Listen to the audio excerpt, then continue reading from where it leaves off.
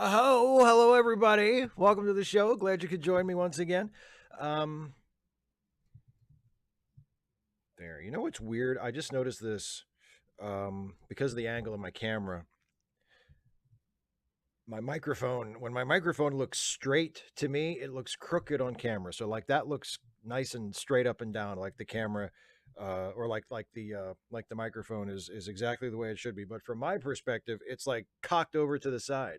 So anyway, I'm gonna keep it like that for a while because then it looks nice on camera. It looks like it's supposed to look, and only I know that it's actually, you know, horribly deformed and it doesn't look the way it's supposed to. But to you all, it'll look right. Anyway, um, by the way, I've been doing this for years and years and years. I've used this exact microphone for years. Nobody's ever complained. Nobody's ever noticed it. Nobody's ever commented on it, but I noticed it and now I had to fix it. Hi, everybody. Welcome to the show. So, as usual, I will be answering questions. Hello, everybody in the chat. Um, I will be answering questions that were submitted ahead of time from my wonderful patrons and channel members. So if you have something if you have something for me in the live chat, especially if you are planning on being generous and throwing out a super chat or something like that, please hold on to all of that until I get through the patron and member questions, because until then, I will not be paying full attention to the live chat and I might miss what you want me to see. Um, so let's go on with thank you, Geek. Nobody else noticed it either, but I noticed it just the other day, and now I had to fix it. All right, so now to the patron and member questions for this broadcast. That's nice and smooth for a transition, isn't it? First question is from Oasis, who says, what is your favorite Trek trope? Conversely, what is your least favorite? Feel free to also include tropes that you and Jason came up with on the Ensign's log in addition to that.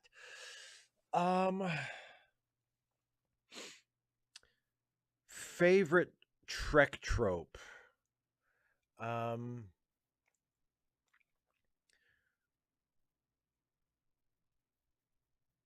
I honestly have no idea. I mean,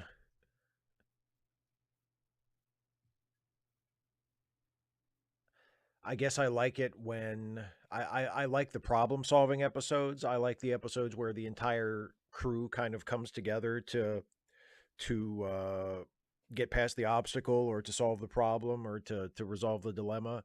Um, I also kind of like the ones where the characters get to where the characters get possessed or their personalities get changed or something happens so that the actors get to play different versions of their normal characters, and again often it means they get to go more over the top than usual with their acting. I like that. And of course, I've always said I love astronaut shit, so get the characters in spacesuits, get them out doing astronaut shit. I enjoy those as well. Least favorite trope, when the problem is solved by technobabble.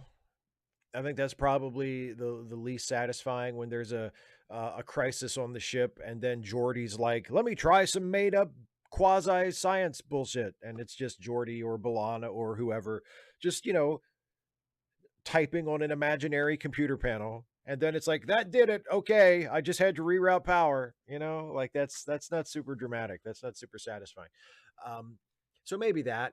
And as far as tropes we've come up with on the Ensign's log, uh, I mean, me personally, as a performer on the show, I really like uh what we've established for my character, for Steve Johnson, where uh when he when he tries to talk or intimidate his way out of a situation and it never works, like he overestimates how impressive he is and what a tough guy he is. So when he comes up against like one of like a villain in one of our episodes and he tries to back them down, by being a tough guy and being big and blustery and impressive and intimidating, and it never works. And he never thinks to not try it again. You know what I mean? He always has complete confidence in his ability to back somebody down, even though it never works.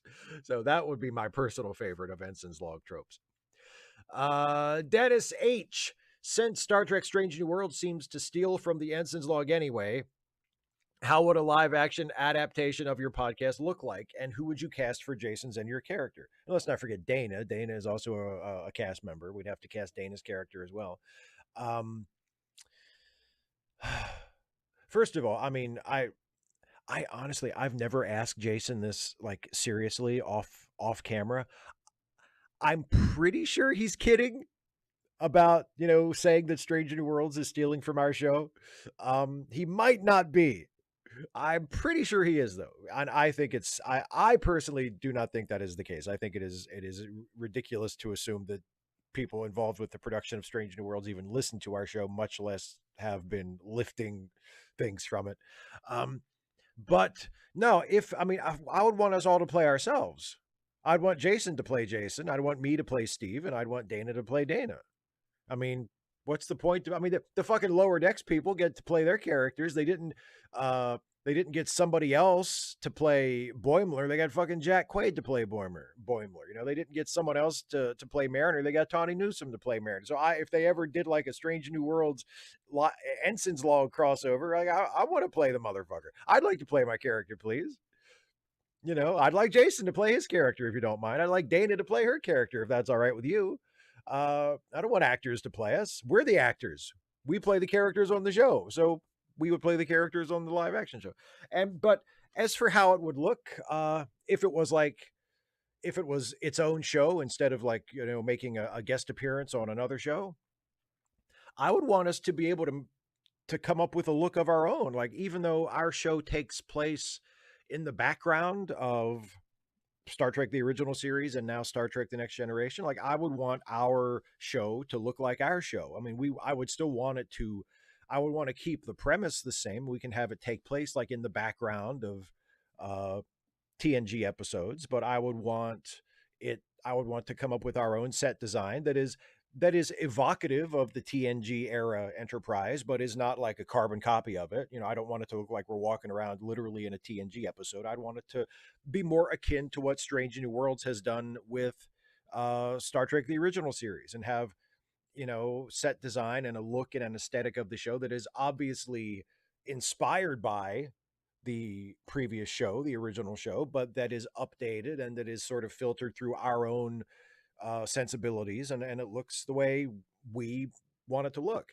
And it would be fun to, you know, hire new actors to play the TNG characters. If Worf appears in one of our episodes, get someone to play Worf, not Michael Dorn, but a new actor. If Picard shows up in one of our episodes, get someone else to play our Picard, who is, you know, still like supposed to be the same Picard that was on TNG, but just played by a new actor and interpreted in a different way, but same character, just our version. You know, I'd want to do that. I'd want to do that. Like, I'm not interested in, you know, as a series, like Forrest Gumping us into pre-existing episodes. Like that was a fun thing to do for Deep Space Nine, for Trials and Tribulations. But like if the Blue Fairy came down and said, "Hey, you get to do the Ensign's Log as a live action Star Trek series," I'd want to do new stuff with it. I mean, we could do visual versions of our same episodes, you know, but filming new stuff, like, you know, doing our version, not just recreating, you know, beat for beat, shot for shot, something that somebody else did 30, 40, 50 years ago. But yeah. And it would also be interesting, like, I'm not sure, like, if we did that, that would kind of lose a lot of the appeal of the show, though, because, like, the show is improvisational. Now, if we could find some way to do, like, a live action Star Trek show but still have it be mostly improv, like, that would be really interesting. That would be really interesting. And then I guess we would just have to do new stuff at that point. Then it could be completely new. We could do like a live action show that functions as like a sequel to the podcast, where our characters are at some place, you know, post the events that we get to in the podcast and we do a new like live action version of it where we play our characters on screen and still find some way to produce it where we can keep that improvisational quality. That might be fun. Anyway, here's a question. Speaking of the Ensign's log, here's a question from Dana, the brand new labor organizer and also co-star of the Ensign's log. Steve, as a professional YouTuber, we expect you to have an insider's knowledge of the entertainment industry. Well, it's finally time for you to put that to use. My patronage pays your does that count as a salary? I don't know. Anyway, I keep hearing people on social media asking whether they should cancel their subscriptions to Netflix, Disney Plus, and other streaming services, or expressing reservations about going to see Barbie or Oppenheimer. However, my understanding is that neither the WGA nor SAG-AFTRA is calling for any sort of boycott at this point. Why would that not be helpful? And beyond donating to the unions themselves or the Entertainment Community Fund, which helps workers in jobs that aren't in those unions but will be affected by the strike, like grips or makeup artists, what are some other things that people who want to support the strikes can do? And what are you doing to support them? Well, in addition to Dana's question, she also sent me some supplemental material that is in the description of this live stream. As a matter of fact, there's a big block of links at the top of the description that includes links not only to the Entertainment Community Fund and the snack list, which are places that the unions have asked people who want to support the strikers to donate to. But also the SAG-AFTRA Foundation, which goes to support the artists on strike, the SAG members on strike, and as well as a couple of newspaper articles, one from the LA Times and one from the Washington Post, that each contain additional resources and suggestions for both, union members and also fans and non-union members like myself and like pretty much all of you, I would assume, for what you can do to help support the strike. So please avail yourself of those resources if you would like to help support the strikers. As for why boycotts are not being asked for and why they would not be helpful, my understanding is that the reason the unions are not asking for public boycotts is that if business in the TV and movie industry were to take a hit as a result of the strikes, logic might dictate to many of us that that would be good for the strikers, because they could say, aha, see, as long as we're on strike, the people are on our side, the audience is on our side, and you'd better come back to the table and give us a good deal, or otherwise it's just going to stay like this because the people support us, right? So it would strengthen their negotiating position. But what would probably happen in reality is the studios would look at that drop in revenue and use that to support their poor mouth routine, which is, oh, you're asking for too much, we can't afford to meet your demands. We can't afford to agree to your proposals. Because look, business is down. We've been saying revenues are down all along, and now look at the box office. Look at the the streaming subscriptions that are going in the toilet. Why? We just like it would backfire because it would drop revenue in the industry even more, and then it would give the studios even more of an excuse to say, aha, see, it's just as we said. The industry is very unstable and we just can't afford to pay you, right? So the boycott would actually potentially hurt the case of the strikers. Also, by not boycotting, by continuing to go see movies and to watch things on Netflix and Disney Plus, et cetera, et cetera, et cetera, what you are doing is showing to the studios that you support the strikers and that their work, whether they are writers or actors or anybody else, their work creates value. Their work is worth something. Their work generates income to the studios, and therefore they and their contributions ought to be supported and ought to be fairly compensated. So those are the two arguments that I have heard and that make sense to me as for why they are not calling for boycotts at this point. Now, there are some individual members of SAG or of the WGA who have suggested that, you know, you shouldn't watch Netflix or you shouldn't go see movies, you know, until the strike is resolved. But that is not the position of the unions themselves. And I think the position uh, that the justifications for not doing a boycott that I just ran through there and described make sense. So no, no boycott, no reason to feel bad about going to see Oppenheimer or Barbie this weekend if that's what you want to do. And what am I doing to support them? Uh, I'm doing what I can with the platform I have. I'm making videos talking about the strikes. I'm, you know, when I do my normal videos um, about like Star Trek stuff or comic book stuff or, you know, pop culture stuff in general, I try to mention the strikes to remind people that it's still going on and that I am in support of them. And uh, this past Monday, I did a video that was explicitly about the strike, and I think a couple weeks ago, when the writers' strike first started, I did several videos about the writers' strike, and I have a video that I just wrote and shot today that will be up on Monday next week that is also about the strikes, about the SAG strike and the WGA strike. So I'm trying to talk about it in my videos as often as I can, both by making it the central focus of multiple videos as often as I can come up with things to say about it that I think could support a whole video, and also by finding ways to mention it in, you know, my other videos that are not strictly speaking strike focused, but that I can still have an opportunity here and there to bring it up and to mention it. And you know, for instance, I just said yesterday I do Star Trek retro reviews where I review old episodes of the first 6 Star Trek shows from the Roddenberry era up through the end of the Berman Braga era, um, basically everything up through Enterprise.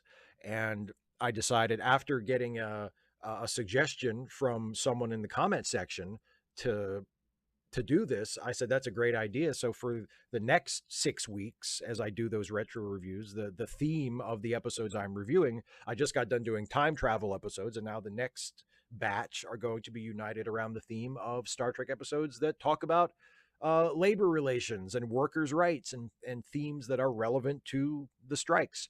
So I mean, it's not a big help. It doesn't probably make that much of a difference or any difference at all, but it's my way of using my content and my platform as much as I can to support the strikers and to get the message out that the strike is necessary, the strike is good, the strikers deserve your support.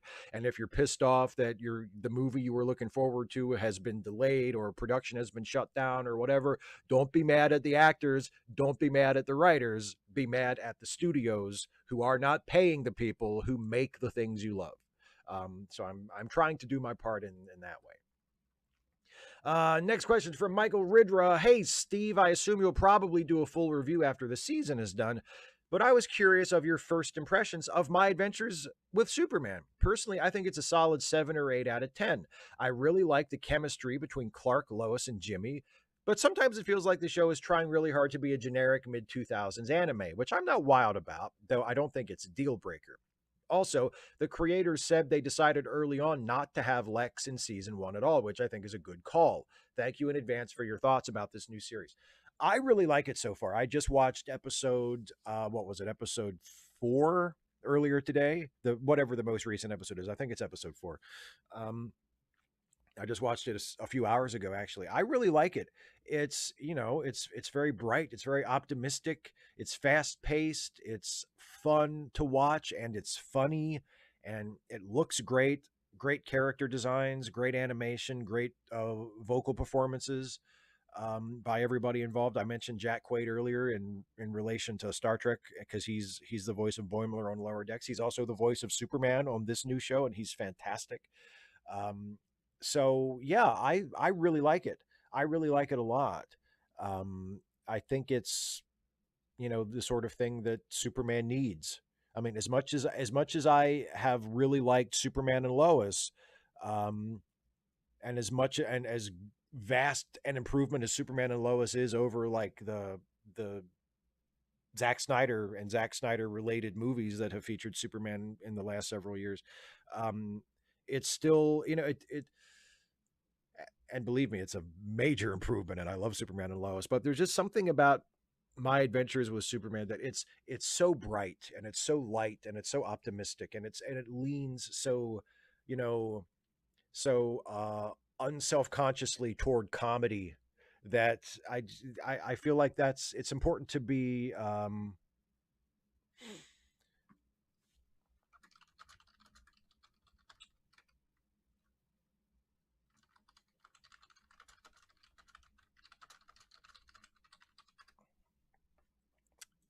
it, you know, it's important to like remember that Superman can be that too, that he doesn't have to always be serious, you know, serious, even serious in a good way, that he can be fun and lighthearted. So I really like my adventures of Superman so far.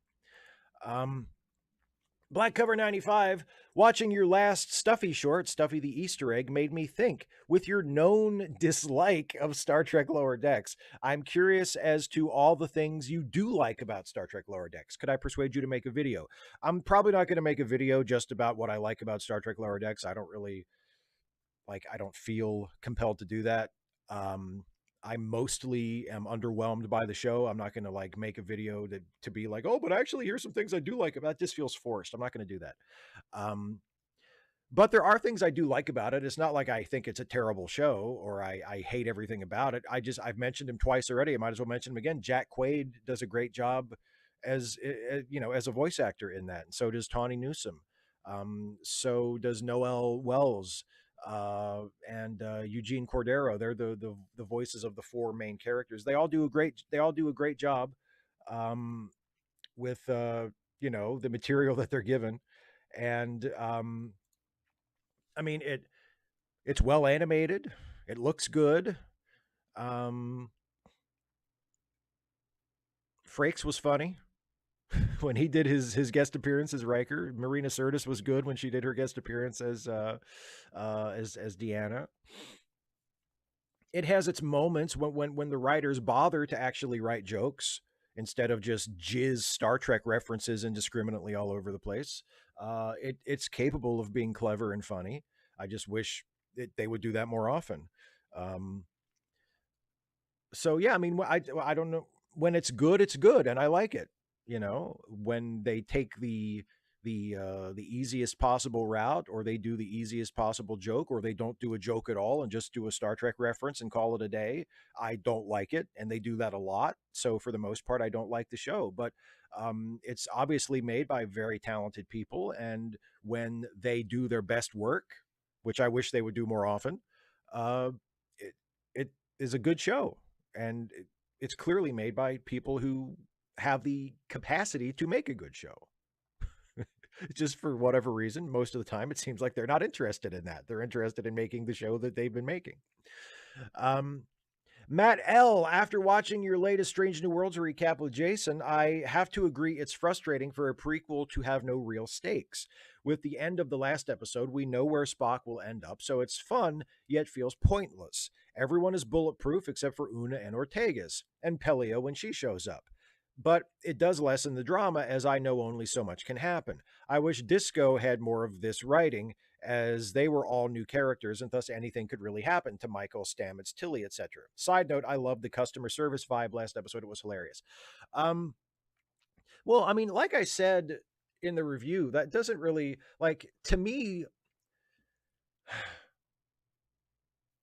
stakes doesn't have to mean these characters could die at any moment. You know what I mean?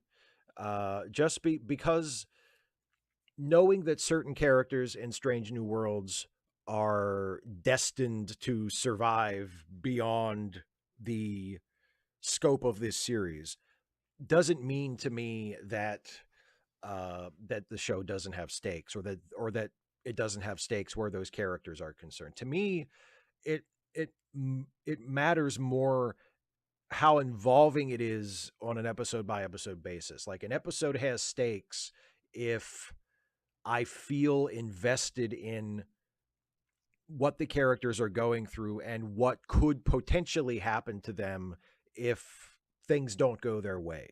And if I'm drawn into it to that level, even though I might know intellectually, oh, Pike's going to be fine.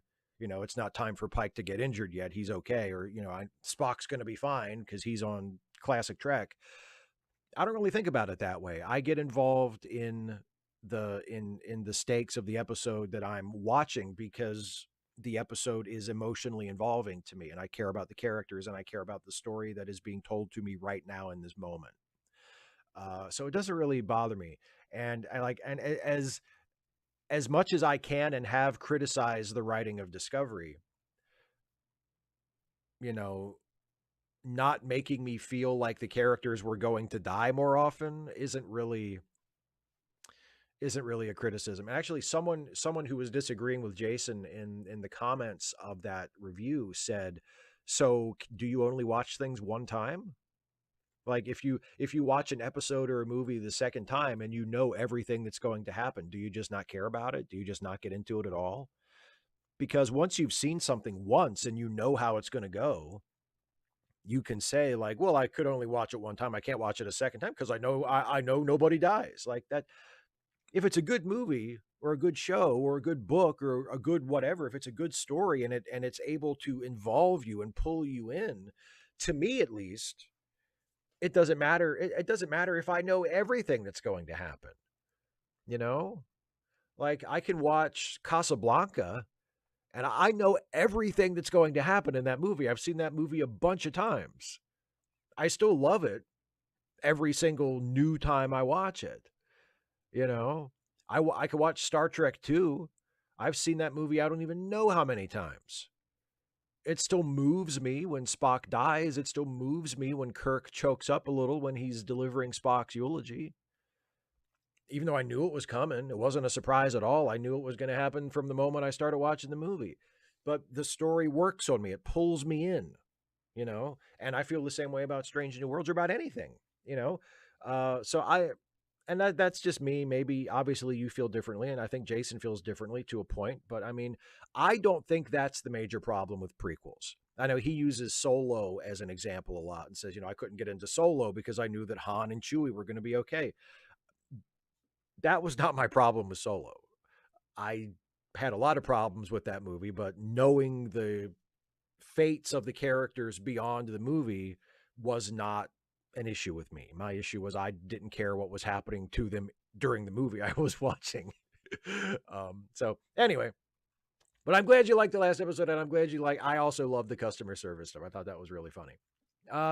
Jason Geis. Jason has mentioned during your reviews of Strange New Worlds that maybe the writers of Strange New Worlds listen to the Ensign's log. Besides the 2 characters of your show, 3 characters. Dana's a main character too, 3 characters. Which side character would you like to see added to Strange New Worlds if you were approached and asked to allow this? Personally, I would vote for Spot. Oh, it's got to be Plobo. Plobo. Or maybe Plarb. Plarb is more era appropriate because Plarb was the Pac-Led character that Jason played in our first 3 seasons, and we were in classic Trek era. So if Strange New Worlds was going to have a Pac-Led show up, maybe it should be Plarb. Spot would be good too. Like Spot would be funny. What else? What would be another good side character for us to show up? I mean, because like a lot of the side characters are so closely related to our characters that I'm not sure if they would work on their own. Like I could say Steve's mom would be funny, but if Steve's not there to interact with his mom and to be annoyed by her, then I don't know if she really works as a character on her own. But yeah, Spot would be great.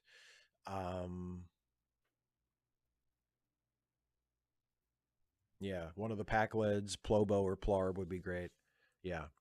I'd vote for one of those. I'd vote for Jason playing one of his Pac-Leds on Strange New Worlds. Brian McKinley, who is consuming far too much political news. Simple question this time. Aside from some more news, which you've mentioned before, where do you get your political news? I'd like to recommend a couple YouTube channels you or your viewers might consider if that's okay with you. Pod Save America features former Obama staffers and mostly focuses on political races and news, but they get very good guests. The Midas Touch network of podcasts does good legal analysis, especially about all of Trump's various charges and trials. Finally, Brian Tyler Cohen puts out lots of bite sized videos calling out Republican bullshit and presenting facts. None of them offer Star Trek related content, so I don't think I'm plugging your competitors. I hope you're having a good day. Well, thank you for those recommendations. I've heard of all of them. I don't really watch them regularly myself, but hopefully, if anybody else is interested or is looking for that kind of content, you'll sample those and maybe they'll be to your liking. I mean, mostly I just watch the news. Like I watch CNN in the mornings before I start work. I read newspapers, I read news websites. I try to keep up just with what is happening as far as just reading the news or listening to stuff from NPR. Um, I sometimes on Twitter I watch. There's a TikToker named Cat Abu who does like really quick summaries of what's happening on Fox News, and I watch her stuff. I'm never on TikTok, but she cross posts them to Twitter, so I'll watch Cat Abu's stuff sometimes. Semi regularly, just to sort of get a summary of what's been happening on Fox News lately. Um, and yeah, I do watch some more news if there's some more news. If I watched their new one just earlier today, actually, about tourism and how tourism can be damaging to national parks and like natural areas that people flock to, and that was good and funny as usual. So I watched that. But mostly, if I'm looking for news, I will watch the news. Like I'll watch a news channel or a news show or look up like a news broadcast from the radio or read the newspaper or the website of the newspaper. Yeah, stuff like that. Harco 12, do you think Future's End was one big excuse to get the Doctor a mobile emitter so Robert Picardo could do more things on the show? No. I think it was an attempt to create an event to draw a big rating for November sweeps. I think that was the main reason why they did a two-parter with a big high concept premise that they could market, and make it feel like a big deal. Like, oh, the crew of Voyager travels back in time. It's a major Star Trek event. You have to watch. I think that's why they did it. I think the Doctor getting the mobile emitter was just a byproduct of it. Maybe they saw that as an opportunity to introduce a new piece of technology that could then hang around and could allow the Doctor to, you know, be more mobile and more versatile in the places he could go. But I don't think that's the reason they did it. I mean, I think it's just it sort of came out of that. And like I said in my review of those episodes, I think I have always thought since Voyager was originally on that giving him the mobile emitter was a mistake because it takes away a limitation. It allows the character to, have more mobility, but it also takes away a limitation that defined that character and made that character special. And now after he has the mobile emitter, he's just another guy on the ship. And what made him unique is gone. It's just, oh, he can leave sickbay whenever he wants now. He just has to put on his little badge and he can go wherever he wants. I'm sure Robert Picardo liked it because it allowed his character to go more places and to do more things. And I'm sure the writers liked it too because then they didn't have to think as hard about, how to get creative and tell good stories with the Doctor given his limitations. They could just be like, hey, you can go somewhere else now. Great, but I've always thought it was a bad creative choice for the Doctor. But no, I don't think Future's End was was there just to get him the mobile emitter. Andrew Michael, a few weeks ago, I mentioned how much I love Strange New Worlds in part because it doesn't strive toward greatness. It just aims to keep everything consistently good. Well, I've changed my mind. Strange New Worlds is fucking brilliant. I still think it doesn't do the dramatic or high excitement nearly as well as Disco or Picard, but goddamn does it do the character-driven sci-fi adventure stuff absolutely magnificently. So suck it, me from the past. I bloody love this series. It is great, though I do absolutely still hate its Gorn. Charades convinced me Strange New Worlds can do physical and subtle and obvious comedy all brilliantly well, and now I'm extremely psyched for those old scientists in a fortnight. Considering your ambivalence toward Lower Decks, what are your feelings about the upcoming crossover? I am cautiously optimistic and morbidly curious. I'll put it that way. Um, I have very little faith in Lower Decks, but I have incredible faith in Strange New Worlds. And the fact that they are doing it as a Strange New Worlds episode as opposed to a Lower Decks episode um, makes me think and hope that it might end up being pretty good. And the little bits and pieces of it that I've seen, like the clips they've released, like they released a clip this week of Boimler waking up in sickbay on the Enterprise, and I guess whatever has happened to transport him from Lower Decks era to Strange New Worlds era has happened, and he's like interacting with Pike and with Nurse Chapel and Number One, and it's not bad. You know, it's like it's nothing that makes me go, "Oh, this is going to be one of the best episodes ever," but it's not bad. It's you know, Jack Quaid is kind of endearing as Boimler. He's playing the character because he's an actor. He's a good actor, and as is Tawny Newsome. So I mean, they're the two crossover characters, and I'm confident that as skilled, talented actors, they will make the necessary adjustments and play their characters as live action characters and not just do their voiceover shtick in costume on camera. Um, so I'm looking forward to it. I'm a bit guarded because of my feelings toward Lower Decks in general, but I'm actually looking forward to it, and intensely curious to see what it will be and how it will turn out. So yeah, I'm looking forward to it. David, can I send you some stuff from the Roddenberry archive and get your thoughts on it? Uh, I guess if you really want. I mean, it's awfully vague. I'm not sure what you'd be sending me or what thoughts you would want me to offer on it. But sure, if you want, yeah. Thanks for asking, I guess, and thanks for being a patron. Some random geek saying it's still Disability Pride month. Mutter fluffers. You know you can curse on here, right?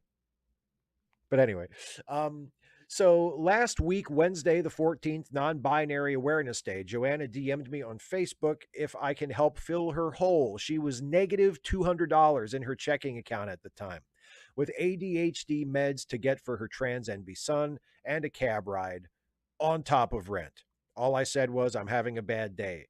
I lost my backpack on the bus. She said, sorry, I will let you be, and then post this on Facebook. I don't know how much more I can take of not having any money left or being in the hole. Less than halfway in the month. I can't explain how stressful this is, how sick I always feel, how I'm always having nightmares about getting evicted or Casey going hungry. Poverty, it sucks. I wasn't saying no. I just need a moment to figure out how much I could give for my checking account and charge to my credit cards.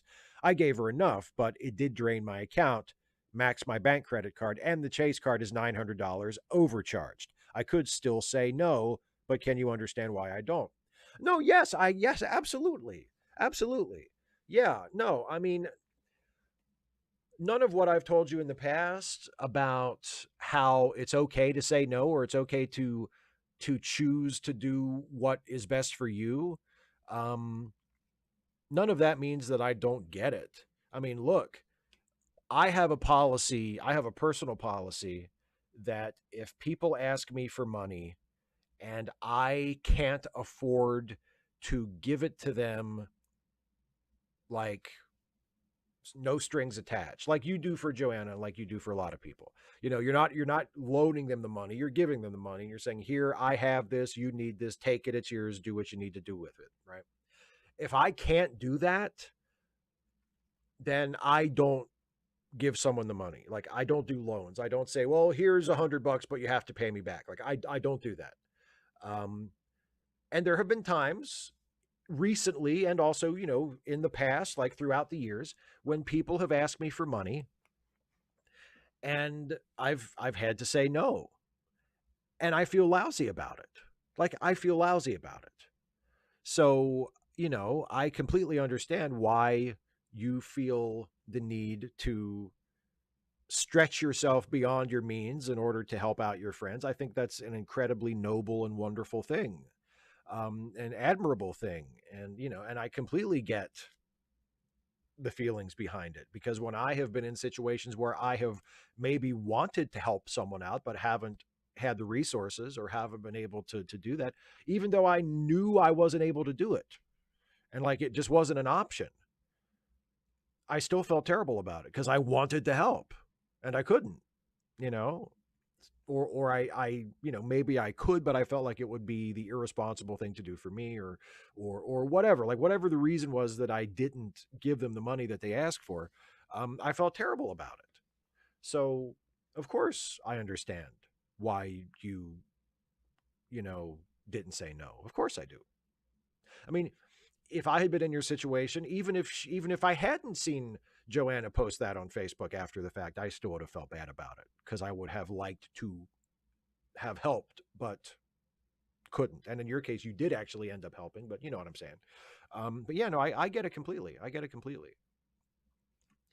Michael Blank, with Eagle Moss going under earlier this year, I noticed it's very hard to find ship models. Looking at what they used to make, do you think the market wasn't there, or were they overextending themselves by trying to make every possible ship that was seen in a 5-second fleet shot, and every shuttle that some alien tried to sell some self-sealing stem bolts from?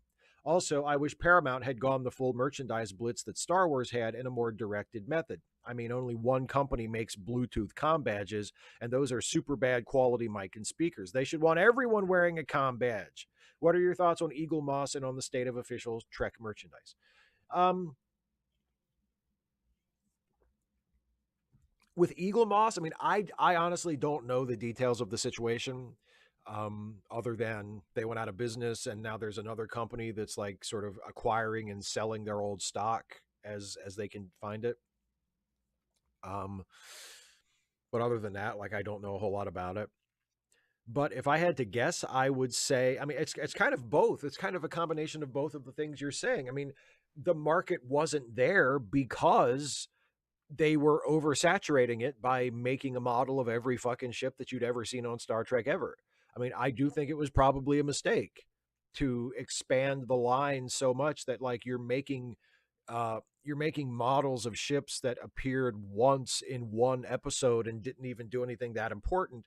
And I mean, yes, there are certain people in the fan base and there are certain collectors who will buy everything, who are completists. And if a new model of a ship comes out, even if it was like an alien ship from one episode of Enterprise that we never saw again, like if they see a model of it, they're going to, they need it. They want it because they have a collection and they want everything.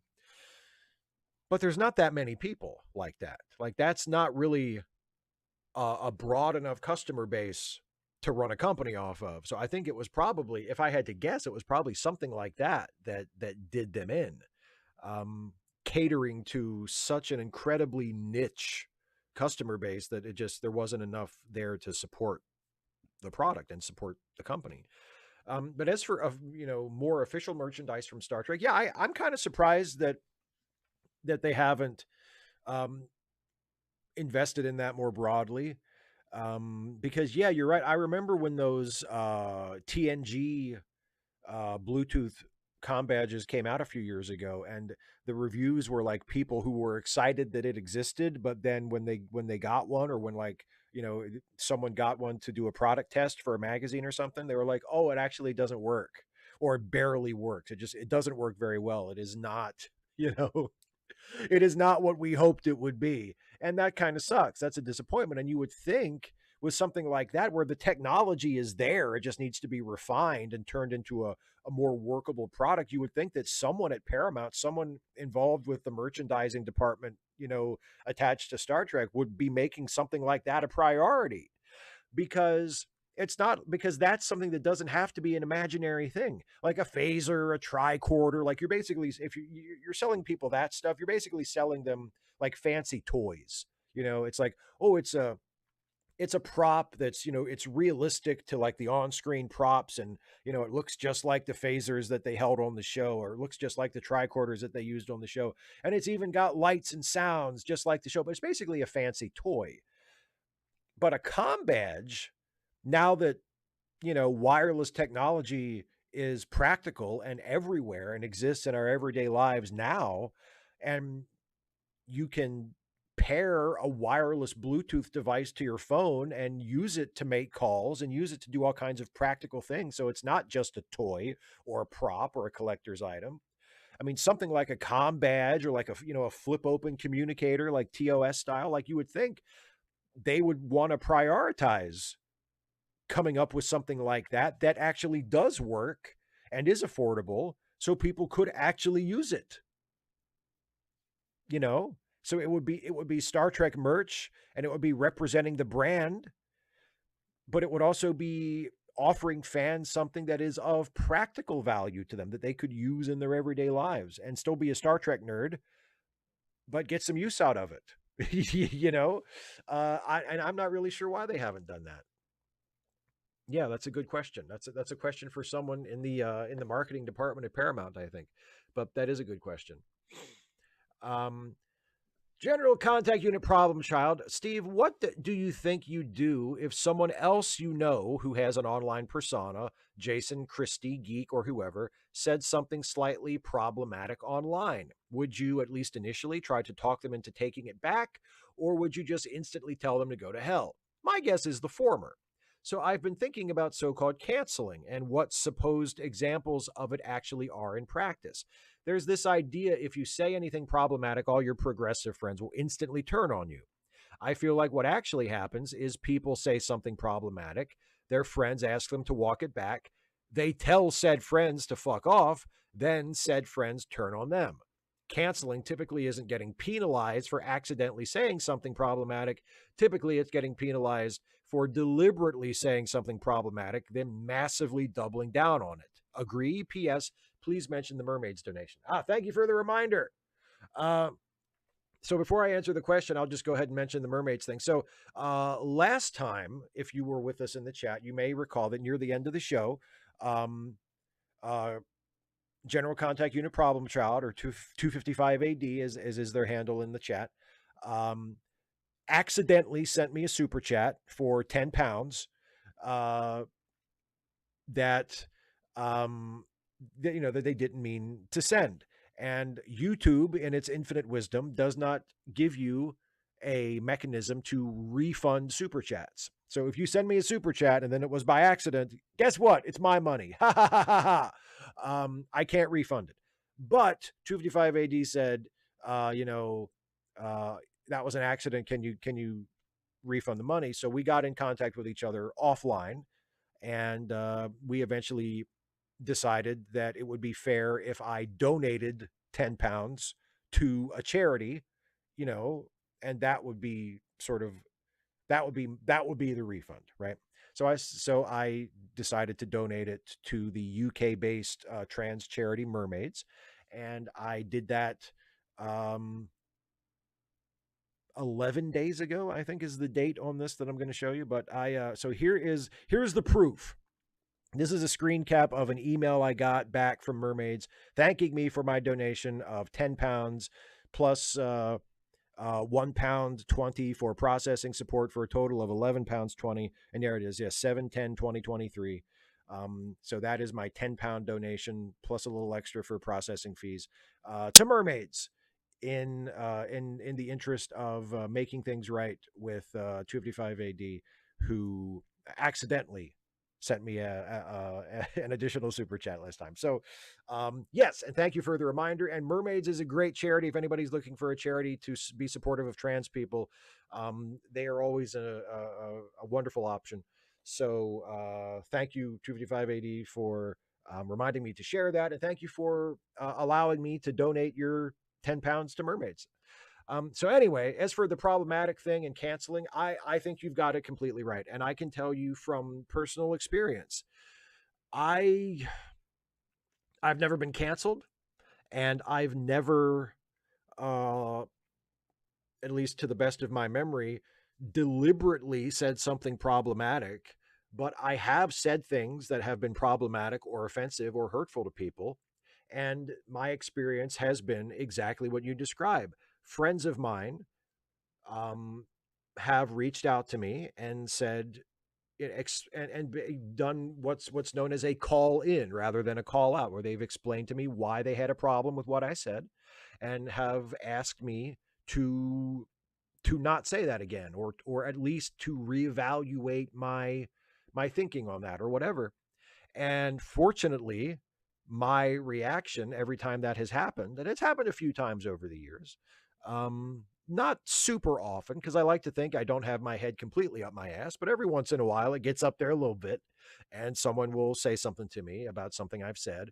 And um, fortunately, my reaction has always been to listen to them, and to take to take what they say under advisement, and to try and change my behavior accordingly.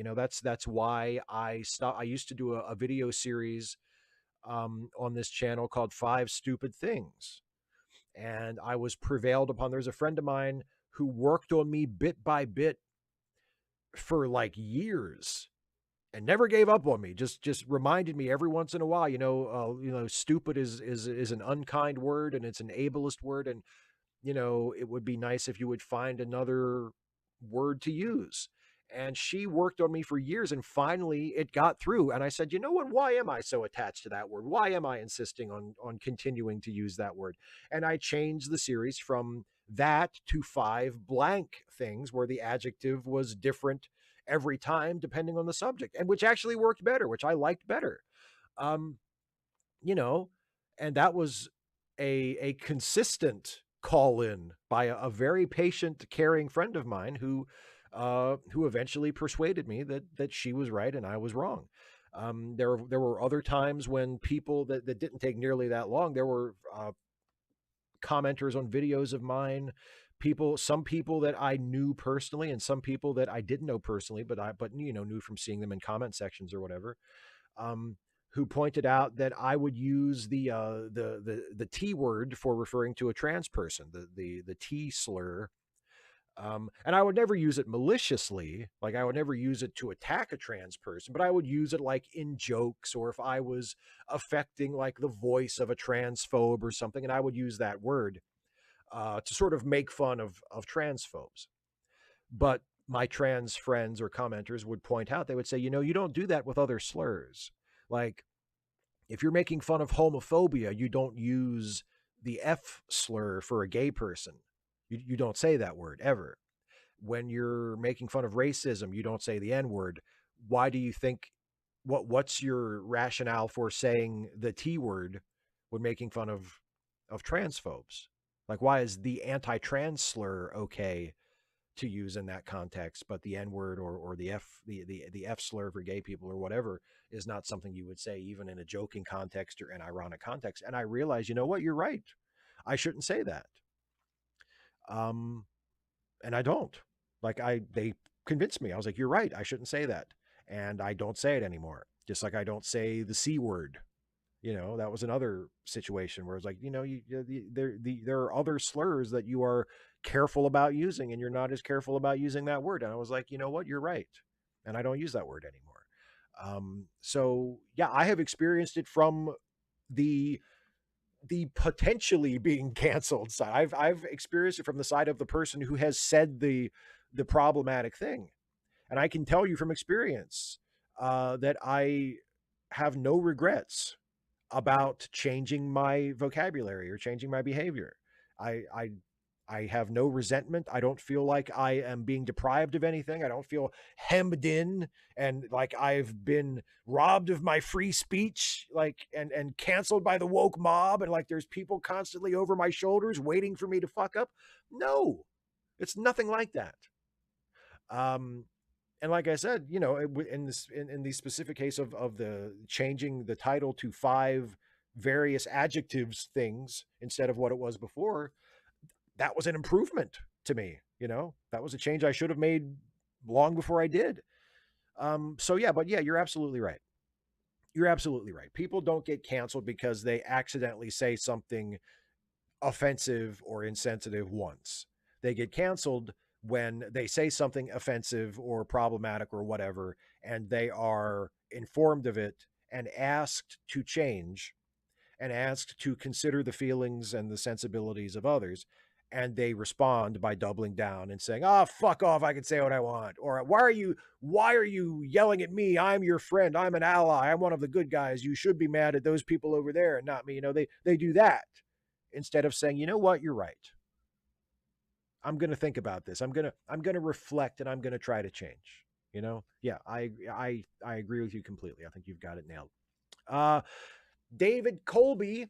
Hi from Florida, Steve. I'm really enjoying the new Superman show, but it has to be my imagination. Has this really been the only good Superman content over the past, like, 10 years? No, it can't be.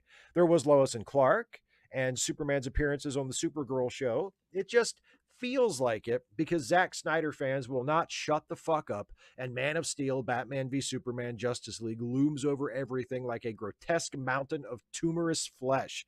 What's your least favorite part of Zack Snyder's Superman? What's your most favorite part of My Adventures with Superman? Also, I really dig their take on Lois and Jimmy. Really fun. I'm glad people are mentioning uh, My Adventures with Superman because I do really like that.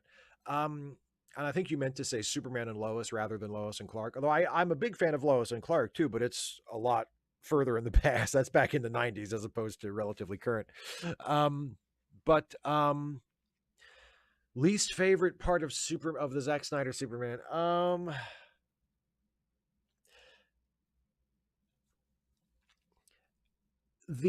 know I've mentioned this in my reviews of those movies, but it's the gulf between the Superman that we are the Superman that is described by other characters in those films and the Superman that we actually see in those films.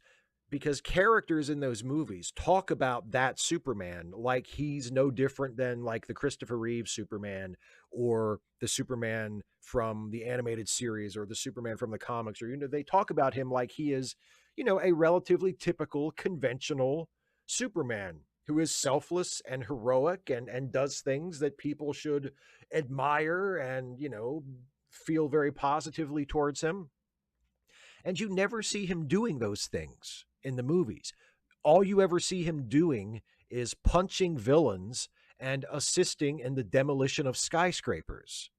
Um, you never actually see him doing conventional superhero stuff like, protecting people, saving people, safeguarding lives, caring about people other than those in his personal, like, social circle. So that was the most annoying part to me. And also the suggestion that somehow we should feel bad for him because he has to be a hero. Like, we should feel bad for him because he has to save people. He has powers. He's been burdened with these powers, and now he has to save people, and people expect him to save them. And boy, that's a bummer. Oh, so much pressure on poor Superman. Like, the the demands of being Superman are definitely there to be used in story and in characterization and can be depicted in a way that makes Superman a very poignant, very sympathetic, sometimes almost tragic character. But that's not the way to do it.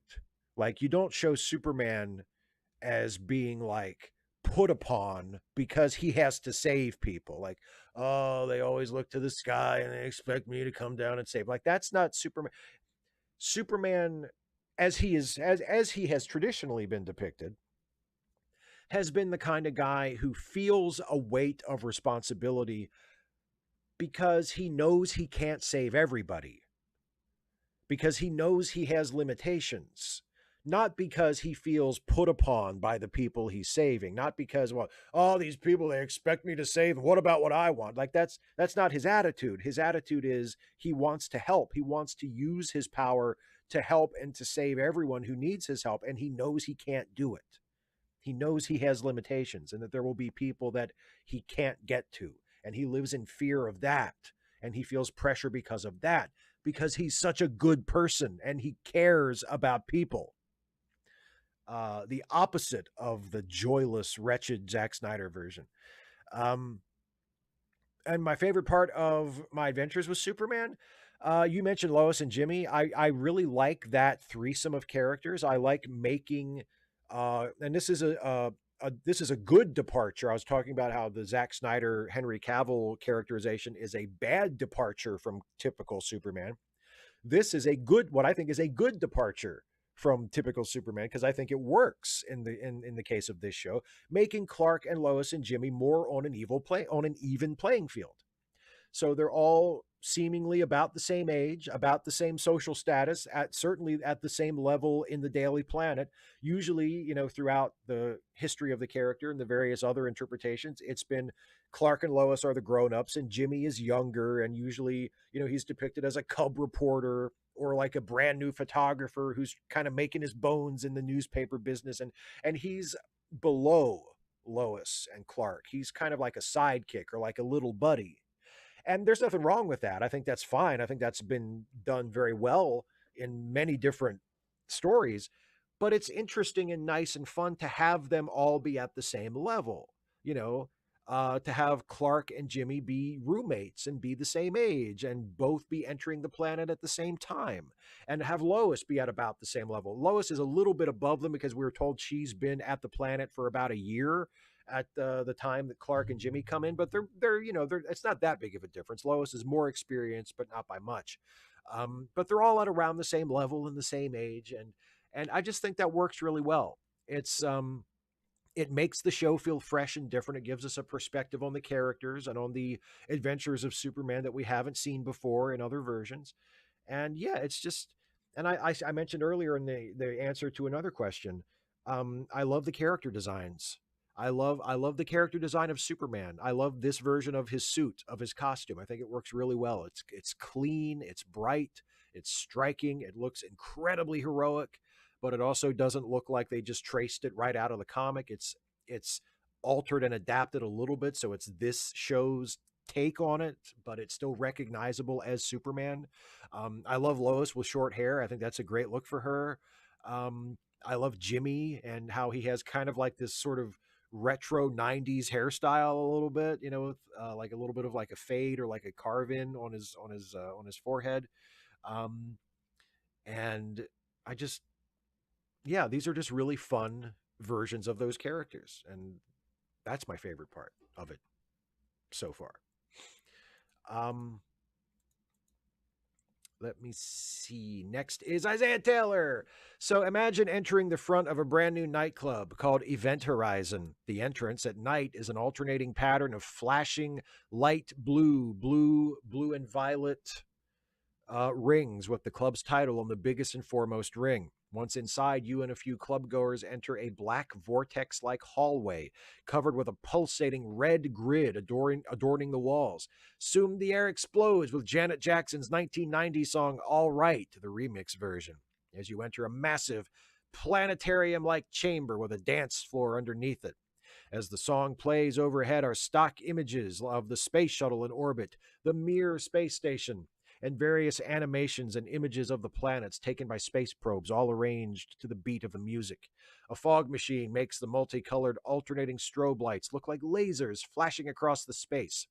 This is a fictional nightclub that I would own. Steve, if you could own any venue, what would it be? I'm sorry for the long description. Hope you liked it. I did like it. It sounds like a nightclub I might actually be interested in going to at least once. I'm definitely not a club or a bar type person.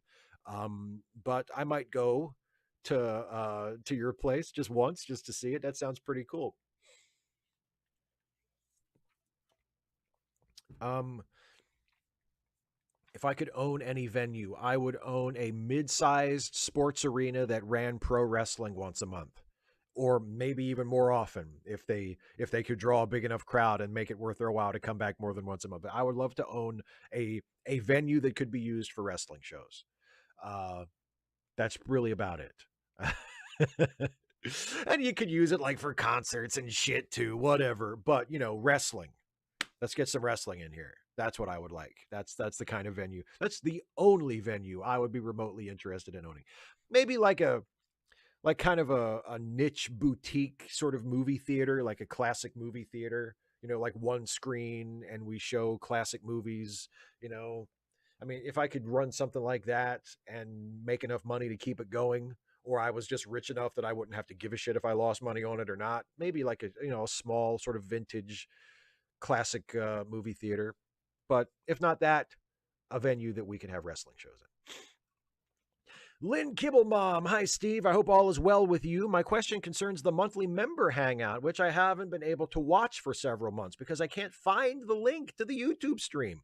I have no interest in actively participating, being the shy, antisocial type that I am, but I do enjoy watching. You always publish the link to join the Zoom call, but not the link for the YouTube stream. Am I missing something obvious? Am I missing something besides the obvious? I seldom manage to remember to try to watch it live, but when I went to your YouTube channel page, I couldn't find the stream. Please help. That's interesting. I'm not sure why it's not showing up for you on the YouTube channel page. It should be there. Um, but I've had requests from other people as well to post the link to watch the stream to the Patreon feed, and the and the as a members, to the community page on the YouTube, on my YouTube channel, to the members, so that people can watch even if they don't want to uh, click the link to join the call. And sometimes I often forget to do that because it is streamed on my channel along with any other live stream, and in theory it should be discoverable there. But I will try to remember from now on, um, to post the link to watch as well, to post the link to join, and then maybe, you know 10 minutes before showtime, I'll have a link go up on Patreon and on YouTube, on the community page, to members, so that they can watch without joining. Because yeah, I've been told about that, and I have not made the necessary adjustments. So I will make my best effort to post the link to watch the member hangout more often. Agent Meister, who is God knows where doing the devil knows what. Peldor Joy, Steve. I recently rewatched the late seating episode where you and Jason review the first Matrix film. To be honest, I agree with almost everything you guys said about it, but gosh darn, I still love that movie.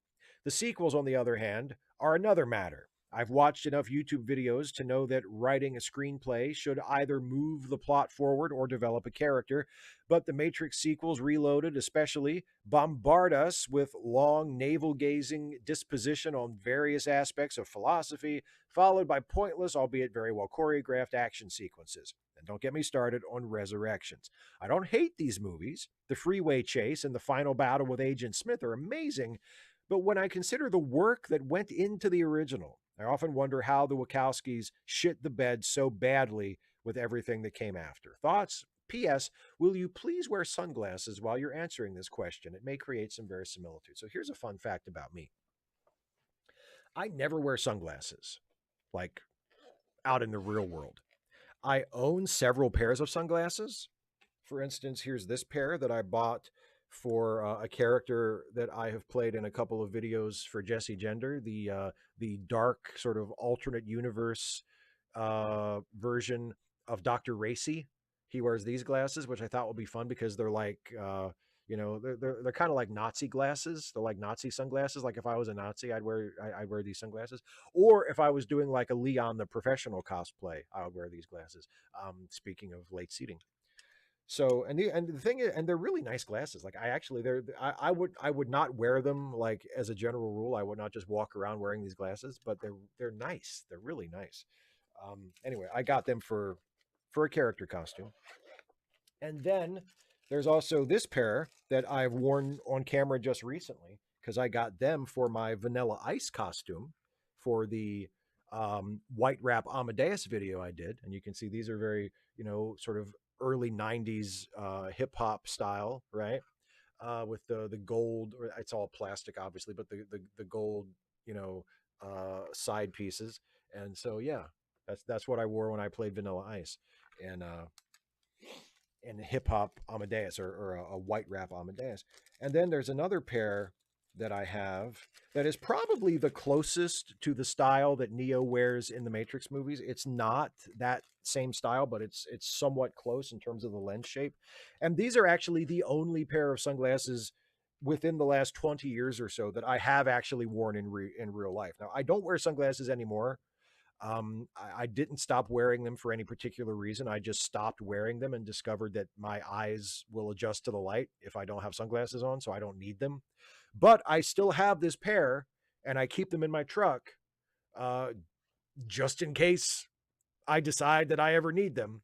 And so this is my actual sunglasses that I would wear out in public if I still wore sunglasses, which I don't, but I would wear these.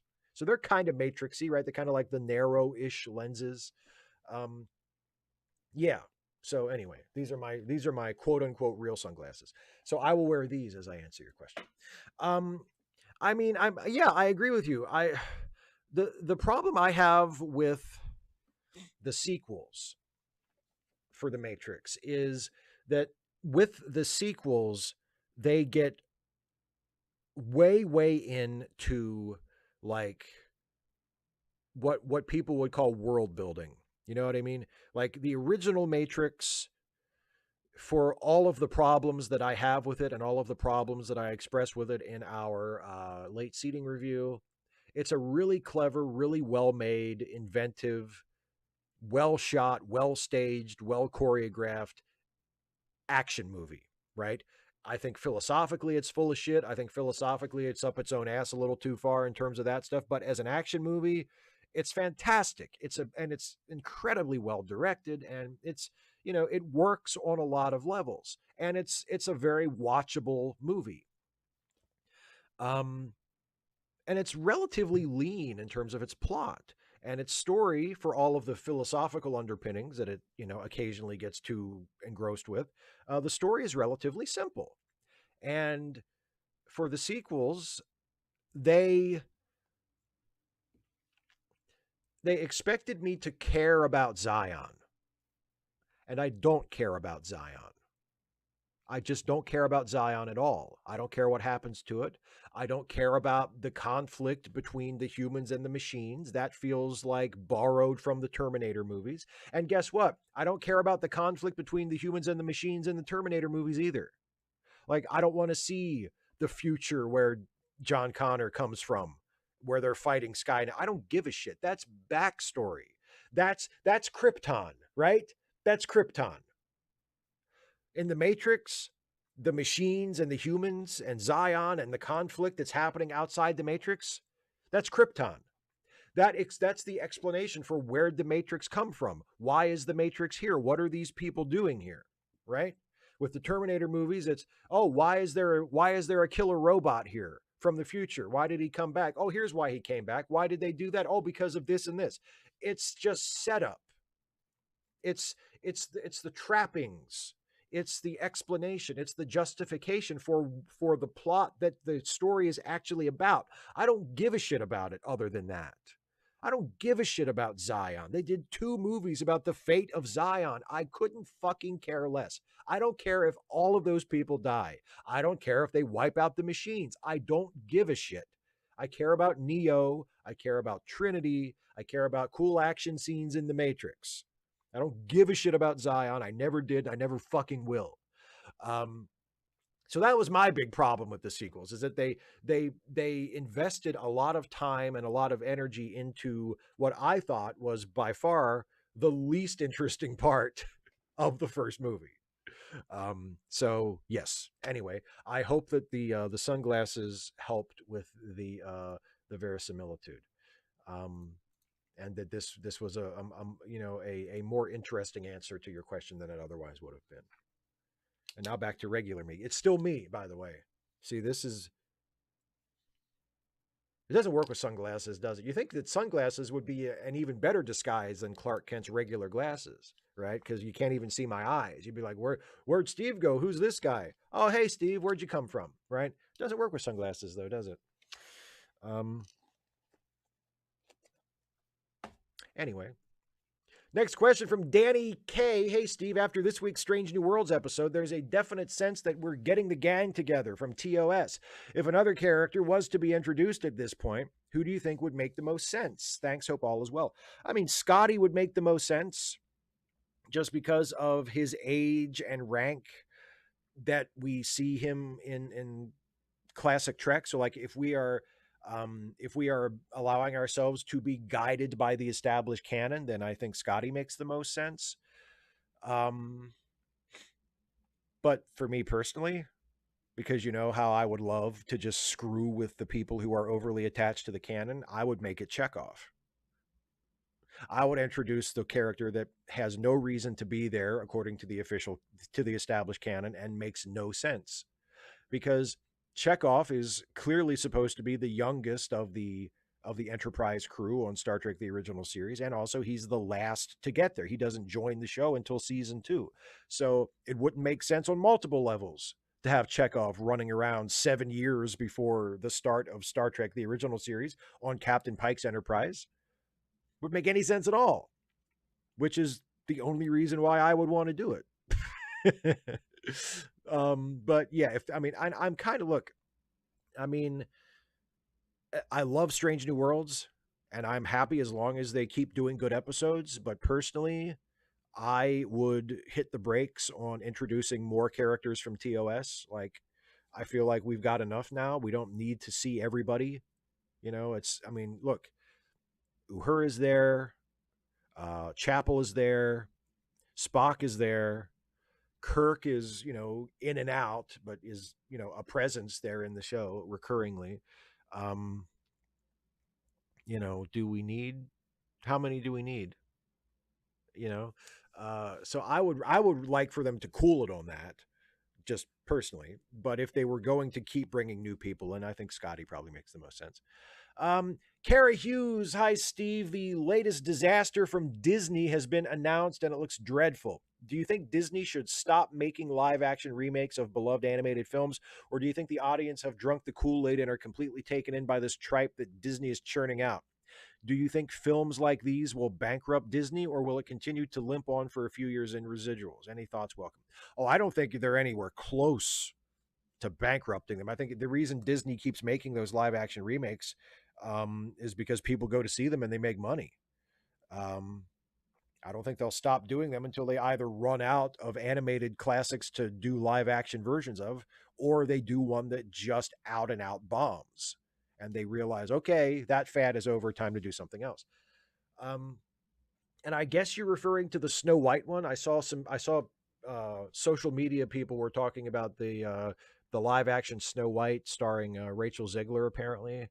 Um, uh, I mean, the thing is, like, I've never been a particular fan of Disney movies. I was never a big Disney fan when I was a kid. I didn't really like the Walt Disney animated classics, Aladdin and Beauty and the Beast and Little Mermaid and all that stuff. I was just not into that.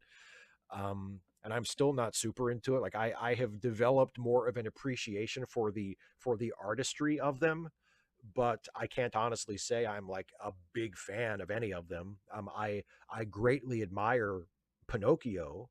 I think Pinocchio is like a beautifully animated, created film. I think it's a masterwork.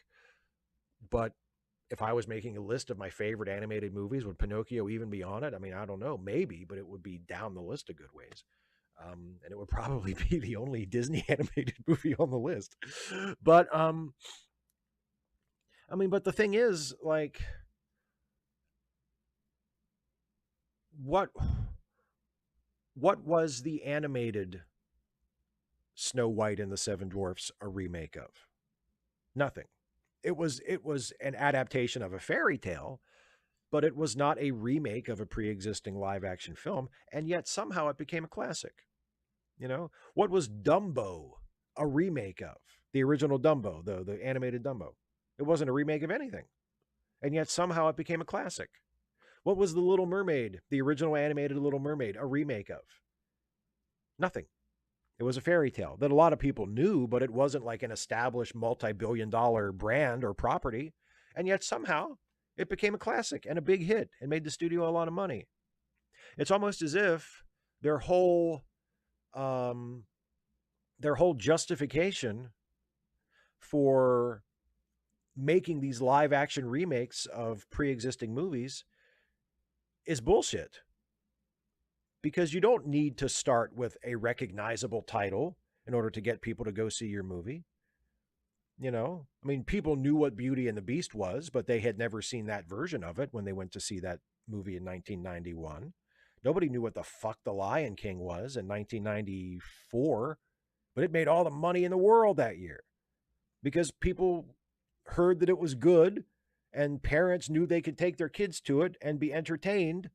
And, that was that. And there's no reason why Disney couldn't still do that.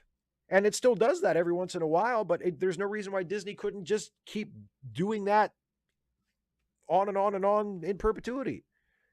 It did that for decades and got along great. And now all of a sudden it's decided, well, actually, no, we better start making live action remakes or realistic CGI remakes of our classic animated movies. That's really the best way to go. Really? I mean, I'm glad that they didn't think that 40 or 50 years ago, or all those animated classics that they are remaking now would not even exist. It's just, it's such a mind-boggling mindset, and yet such a sadly typical Hollywood studio executive mindset, you know? Dataport doll, evening, Steve. I would like to use my time tonight to remind the audience that Maurice Hurley is a piece of shit, and his stint as a producer on Baywatch Nights, a project much closer to his ability, was so bad it doesn't even appear on his Wikipedia page. And his death should be celebrated as a national holiday at all Star Trek conventions. To pretend this was a question, who is your least favorite behind-the-scenes player from any Star Trek show? Corporate executives are free spaces. You got to bite the whole donut on this one. Oh, least favorite behind-the-scenes player from any Star Trek show. I mean, Maurice Hurley's pretty bad. I can't remember his name, but the fucking guy in season 1 of TNG who was like Gene Roddenberry's lawyer, who was rewriting episodes without permission. He was like illegally rewriting episodes. Like, he was not a member of the guild. He was not allowed to write on shows. It was a total violation of the rules, and he did it anyway.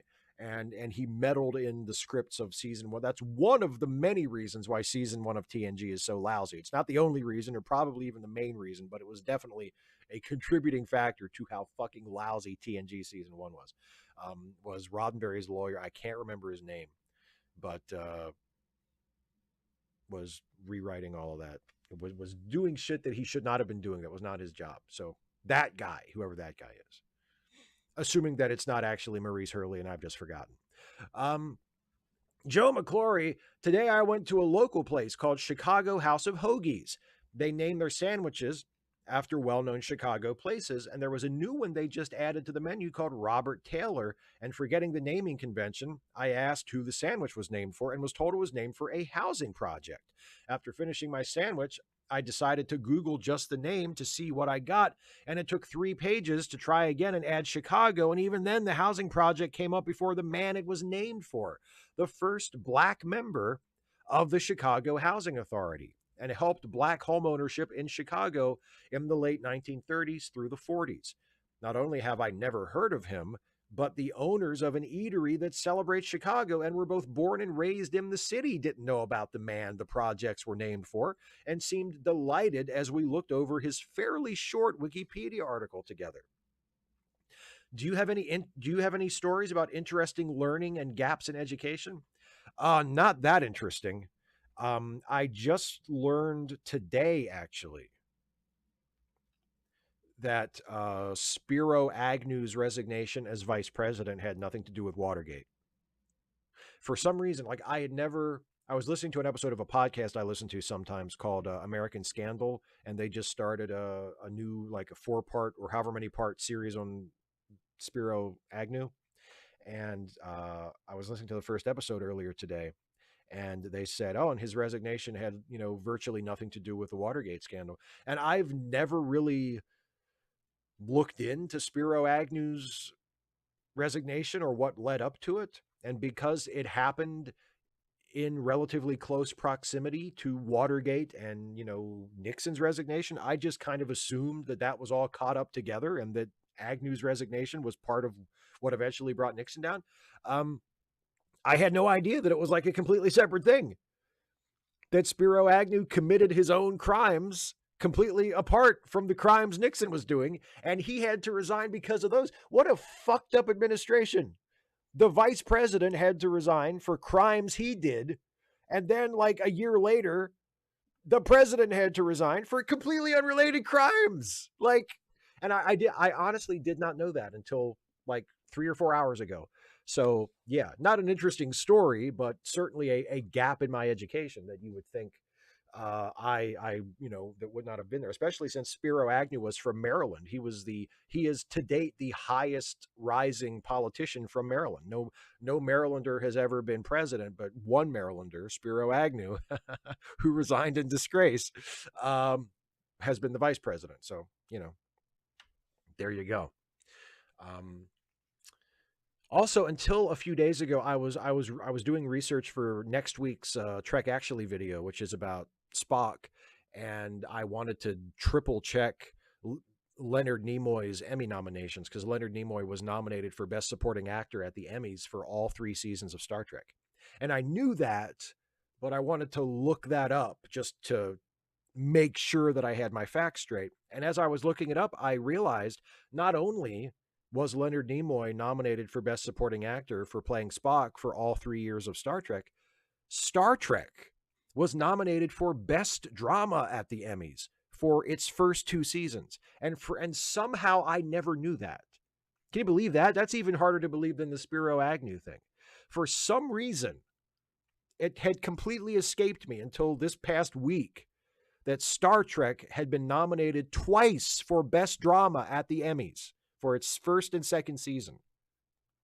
Season 3 wasn't nominated, obviously, but I never knew that. I thought the Emmy nominations were for Nimoy were the only nominations it ever got. It was nominated for Best Dramatic Series. How did I not know that? Anyway,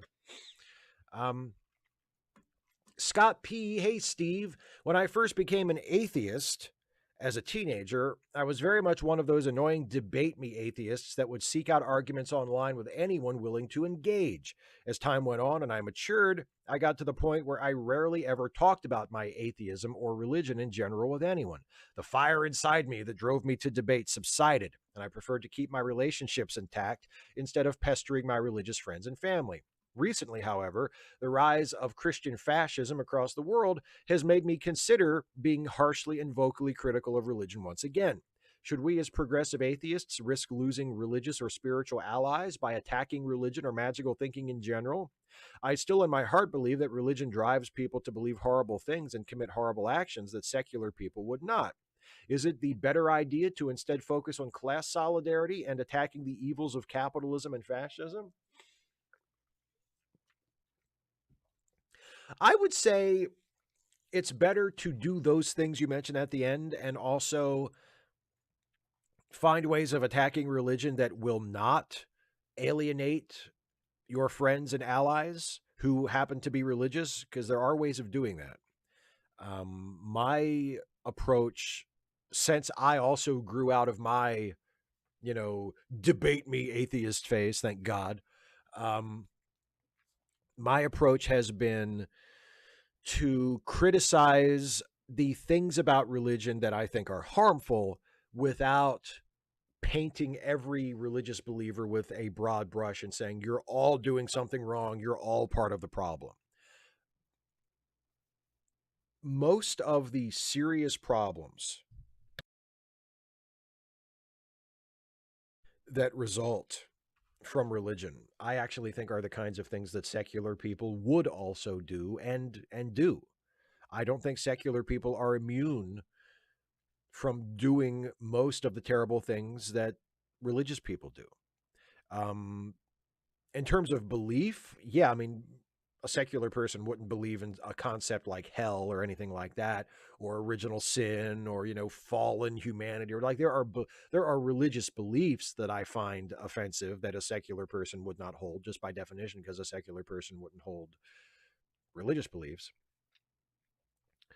Um, But in terms of actions that a religious person would take, I mean, a religious person and a secular person might take those actions for a different reason or be motivated by a different thing. But it's difficult to imagine something that a religious person would do for a religious purpose that a secular person could not also do for a secular purpose if they were so misguided, you know? So I don't think there is any innate superiority to being non-religious over being religious. But I do think there is value in attacking religion and criticizing religion and challenging religion in the ways that it harms society, of which there are many. I just think there are ways to do that that will not push allies who also happen to be religious away. I think that's important. Um, Thomas J. Wright, aka Black Body Economics. Hey, Steve, question. Sci fi is a brilliant and thoughtful genre, but I'm curious as to what the actual audience looks like. It seems to me that one should at least have some knowledge and appreciation of modern science to fully take in the depths and breadths of science fiction stories. Am I just being biased? Are there those who dislike science in general, yet utterly adore science fiction? It seems like such individuals would be few and far between if they even exist at all. Thoughts? I'm sure they exist. I mean, I don't know if there are people. I'm not sure how many people dislike science who are fans of science fiction. That might be a barrier, having like an active dislike of science. But I'm sure there are lots of sci-fi fans who don't have any particular interest in science outside of the fiction. You know, I'm sure that's the case. It depends. It all depends on what draws you to the story. If you, as a sci fi fan, are drawn to stories that have interesting scientific concepts or that make use of real science or something close to real science, if that's the attraction to those stories for you, then yes, of course, it makes sense that you would have to have a scientific interest to get involved in the stories. But there could also still be, and probably are, many people who find the stories interesting because of the characters, because of the stories, because of the plots, because of what they're trying to say, because of the themes. It really depends on what brings you to the story as an audience member. You know, it's analogous to what I often say about Star Trek, which is science fiction, but is not hard science fiction. And, you know, you don't really need to have any particular scientific interest to be interested in Star Trek, because it's science-ish for the most part. Um, but Star Trek is something that different people are fans of for different reasons. And there are people who are fans of Star Trek because they are fascinated by the lore and fascinated by the canon and the fictional history of, you know, that has been accumulated by all of these different shows and movies and whatnot. And that just is endlessly fascinating to them. And that's what they are here for. And they want to hear about that, and they want to see characters that they've seen before pop back up so they can catch up and find out what else they've been up to and add to the canon. And, you know, and when I say that I do not really care about any of that stuff, that's unfathomable to them. Like, they just, it doesn't compute, because that's the big draw to them. And to me, it's not. To me, it's all that stuff is just there to support the stories and the characters. And that's what I care about, the stories and the characters. And I don't give a shit about the lore or the canon or whatever, except insofar as it intersects and supports the story that I'm watching or reading or whatever I'm doing. That's how I engage with the material. That's not how everybody else does. And the way I do it doesn't make sense to some people. And the way they do it in some cases doesn't make sense to me. But that's okay, because it's all there and we can interface with it however makes sense to us. So I'm sure that there are people who are big fans of sci-fi, even like hard sci-fi with a lot of scientific concepts, a lot of rigidly researched, realistic, as accurate as it can be science in the stories, that are fans of those stories because of the characters or because of the plots or because of whatever, and aren't really into the science. I'm sure that that's the case. It's whatever is in the story that draws you in. And that depends as much on you as it depends on what's in the story. And final question from Russell. Good afternoon, Steve. Hope things are well for you. Kind of wanted to carry on my conversation about TNG Redemption Parts 1 and 2, as well as Worf and Kern's storyline. So, spoilers for DS9 and TNG. Sorry, Dana. Hope this is okay. When I rewatch the TNG Emissary episode, and it is clear that Worf is going to have to kill either Duras or Gowron, as a first-time watcher, you assume it's going to be just Duras. However, As a lover of all things Trek minus TAS, LOL, rewatching it gives me chills knowing the outcome for both Duras and Gowron. Do you ever have that same experience? Also, in Redemption Parts 1 and 2, I think Worf proved himself to his brother and Empire by both having his honor restored and leaving on good terms. I know Gowron and Worf have issues in Deep Space Nine. I sort of wanted to cover some of that. Sorry, trying to limit my 1,000 words. Anyways, what do you think? Did you enjoy the redemption arc? I think Kern was underused in Deep Space Nine. Um, until you mentioned it, I never really put that together. But yeah, Worf kills both Duras and Gowron, and those characters are both introduced at the same time as contenders to become the chancellor of the Klingon Empire. And Gowron gets it, and then and then next time he shows up, Duras gets it just in another way from Worf's blade in his chest. But yeah, and then many years later on a completely different show, Worf ends up having to kill Gowron too. I never put that together, but that's there's an interesting symmetry there, isn't there? That's kind of cool. I never thought about that. I don't think it would give me chills, but it's really interesting to think that Worf got one, and then a few years later he came back around and got the other one. Um,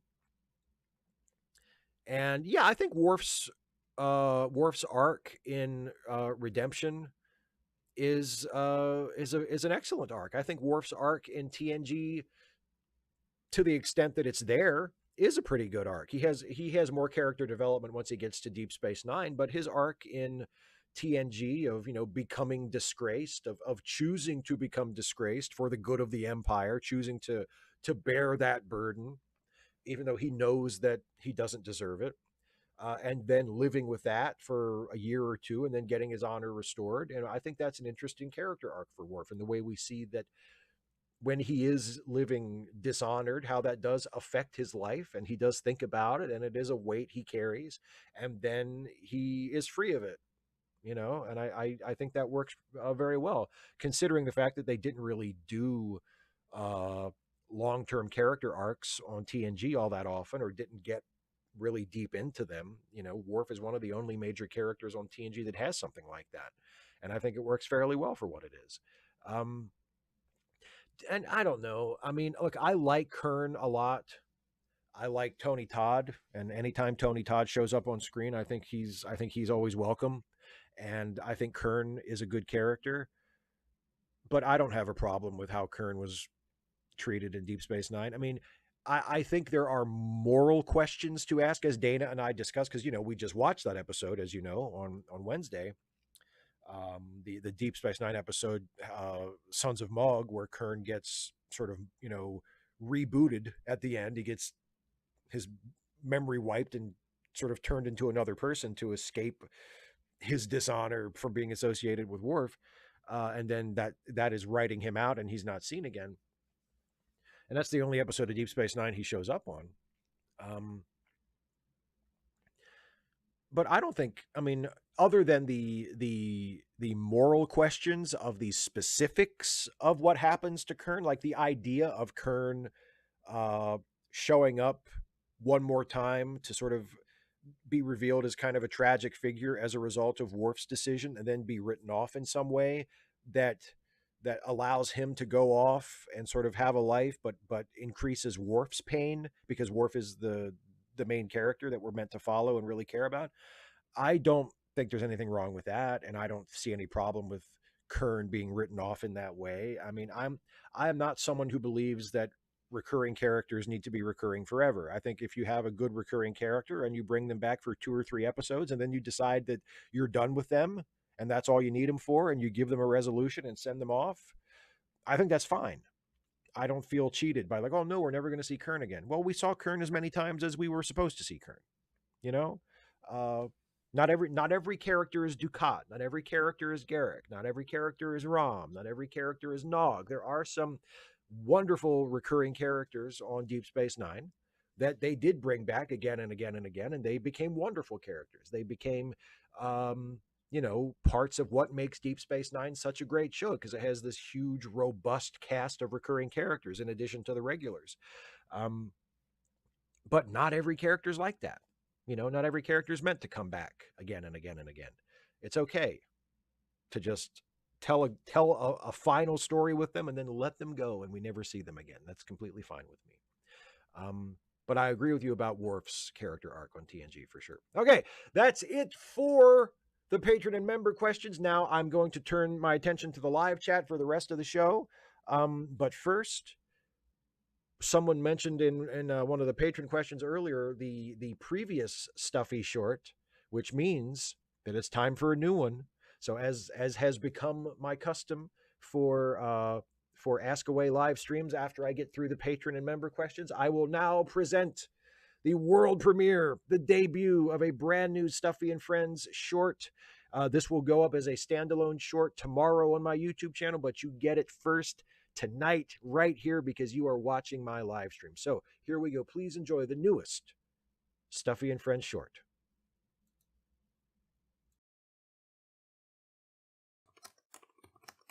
Hi, Steve. What are you up to?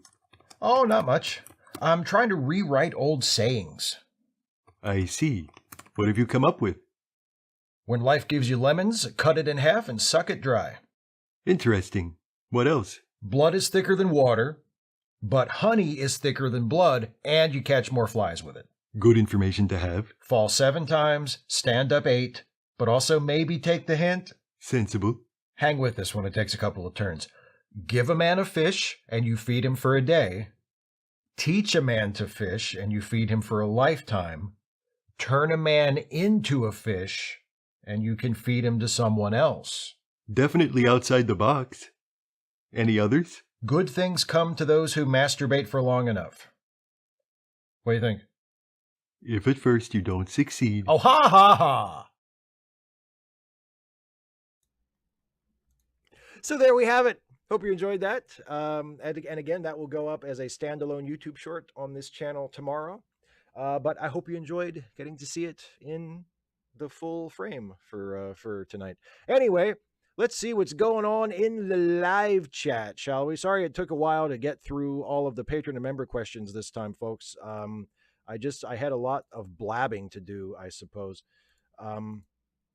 But let's see what everybody's talking about. Oh, Dana lolled? You LOL'd? Aw, I'm so glad. Which part actually made you laugh? What was the part that lulled you, if I may ask specifically, Dana?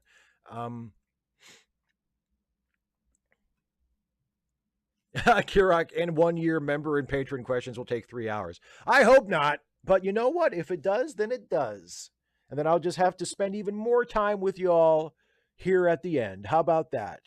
God, I hope it doesn't get to that point. I really don't want to be doing 3 and 4 hour live streams. No offense. Like, it's for you. I don't want to make that kind of demand on your patience. That's why I'm saying that.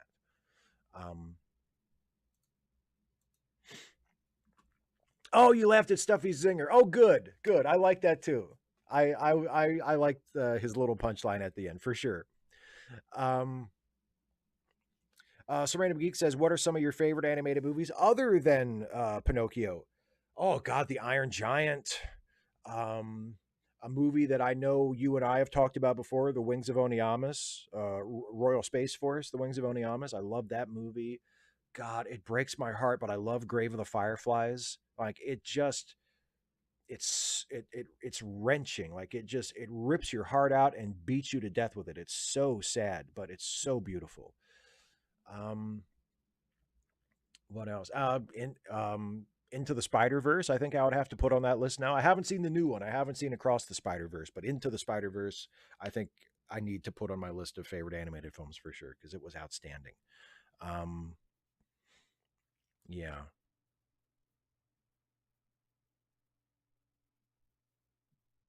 I don't know, probably some Pixar. Like, I think I've enjoyed like WALL-E and some of the Toy Story movies, you know.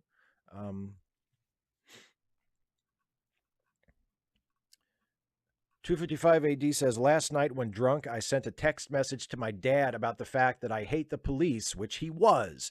Is there a good way to handle that other than saying drunk didn't mean it? Well, I mean, I think you did mean it though, didn't you? I mean, you wouldn't have said it if you weren't drunk, but I think the sentiment is you're is your sincere belief, right? So I don't think you should lie and say I was drunk, I didn't mean it, but maybe just apologize and say I was drunk, I shouldn't have said that to you, or I shouldn't have texted that to you, or something like that. I think you can apologize and kind of take it back without saying that that you didn't mean the sentiment, because I do think if that is honestly how you feel and you let that slip because you were drunk and now your dad knows it, I do think it's important that he know that because you feel that for a reason. Um, but you can try to make amends and wind it back without saying, nah, forget it, never mind, I didn't mean it. Um, Dana, is there anyone who thinks Grave of the Fireflies is just a bucket of laughs? I would like to meet that person at a distance. I don't know if I would I don't know if I'd want to spend a whole lot of time close to them, but I would want to meet that person at a distance. Here's a member message from Kirak 2011. Hey Steve, I do have an NYPD Blue question. Who was your favorite female detective? Mine, believe it or not, was Sharon LaSalle from season 1. She's only in a handful of episodes, but she was very good. Jill Kirkendall, I think, was my favorite. Yeah. Um, I mean, Diane too. Like, and here's the second half, by the way, with a super chat from Kirak. Thank you. She was the officer who lost her husband in the first episode. She appeared, and her demeanor was just amazing. Again, who was your favorite? Yeah, if I had to pick, it's probably Jill Kirkendall. I've always really liked Andrea Thompson as an actor. I liked her when she was on Babylon 5, and then when she sort of graduated to NYPD Blue, I was like, oh hey, good for her. Um, and I thought she was terrific. I really liked her first episode, how as they established her sort of personality and demeanor and her credibility as a cop right away. I liked her relationship with Diane and the interplay that they had. And yeah, I thought she was terrific. So if I had to pick a favorite female detective on Blue, it would probably be Kirkendall. Um,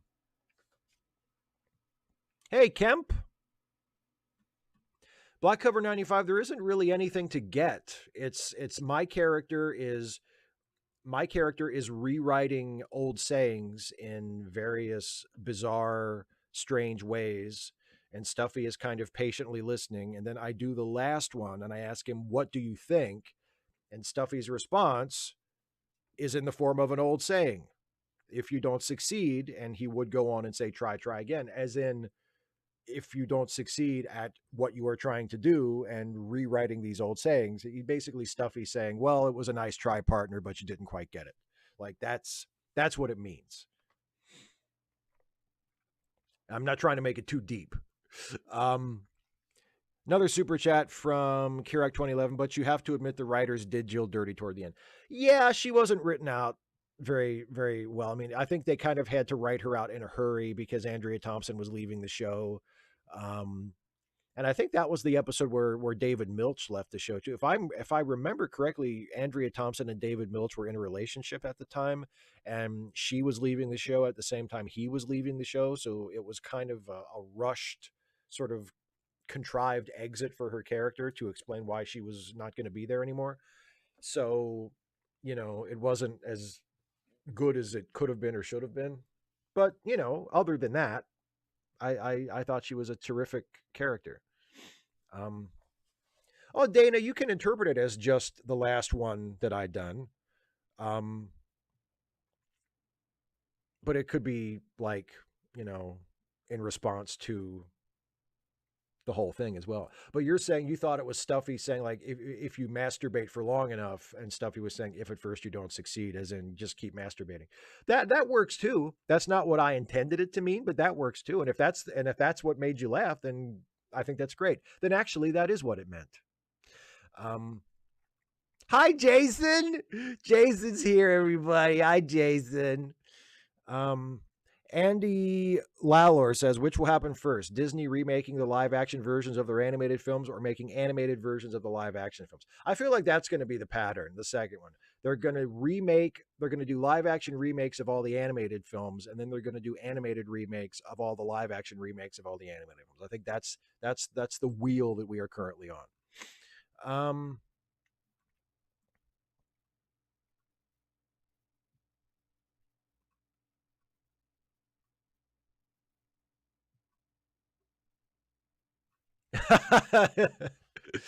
I'm older and tired, so of course I'm occasionally unsuccessful at masturbating. And then of course Dana has to jump in and say, "You're assuming it's only been a recent thing." Ah, so funny. Hey, Varjak's here. Hi, Varjak. Well, everybody's here tonight. Um, has any such successful and influential show disappeared as completely and utterly as NYPD Blue did? It really hasn't left too much of a cultural footprint, has it? Yeah, because it was seen as groundbreaking when it started. It got super high ratings for the first, what, maybe 5 or 6 seasons. And then kind of, gradually petered out and ended up lasting for 12 seasons, but wasn't really a ratings powerhouse after about the first 5 or 6. And it just kind of went on its way and ended up ending. And after it ended, it really, yeah, for whatever reason, people don't talk about it as much as they talk about other big shows from the 90s. That's a good question. I don't know if there is another example. Like even something like Hill Street Blues, which was which was like NYPD Blue before NYPD Blue. People still talk about Hill Street Blues, and Hill Street Blues is still regarded as a landmark show and talked about more frequently than NYPD Blue is. Maybe that's part of it. Maybe NYPD Blue today is seen as like, you know, as existing on a continuum that started with Hill Street Blues.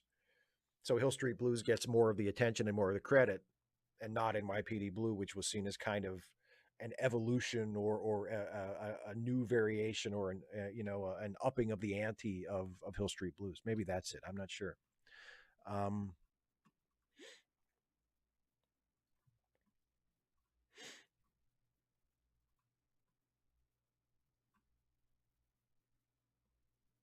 Oh, Brian Baker, any thoughts on the passing of Tony Bennett, who was one of the models for Vic and DS9? Oh boy. I mean, he was the I think he was the last of the great classical crooners, wasn't he? I think everybody else from that generation who were like the great lounge singers or the great, interpreters of the American songbook have all died. I mean, Tony Bennett was what, 95, 96? And was still performing until I think just a couple of years ago. Like he had an extraordinary career. Um, and I think he was. I mean, it's like the passing of a generation. It's the last of the giants has sort of gone over the horizon. He was great. Had an inimitable voice. He was one of those. I mean, when you think about like it's incredible how many of those guys there were and how famous they all were for doing basically the same act,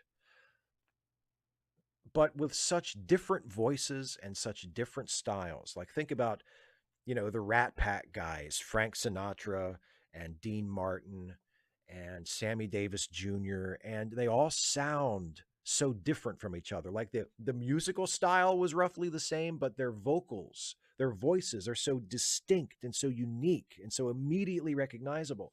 And Tony Bennett was another one of those guys where like he would sing a lot of the same songs that Frank Sinatra sang, but in his own way and in a way that nobody else ever could have. So I mean, yeah, he was, and yeah, and yes, he was an inspiration for Vic Fontaine, but I mean that kind of diminishes his contribution and his impact. That, if anything, is an incredibly minor footnote in his legacy. He was Tony fucking Bennett, and he was a legend, and now he is no longer with us, and that's a shame. Yeah, Jason Bennett was still alive. He just died yesterday, I think. Wasn't it yesterday? Yeah, yeah.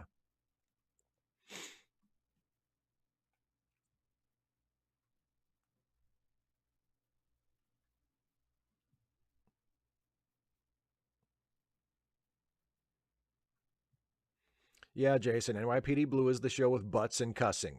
And yeah, but Homicide is another one. Homicide hasn't really left much of an impression either. And I loved Homicide too. Like I watched NYPD Blue and Homicide every week when they were on. Um, and Homicide has kind of been forgotten. I think Homicide has been superseded by The Wire. because David Simon, after Homicide, he did The Wire, and The Wire sort of took that spot. And people kind of forgot about Homicide, but yeah, Homicide was fantastic. um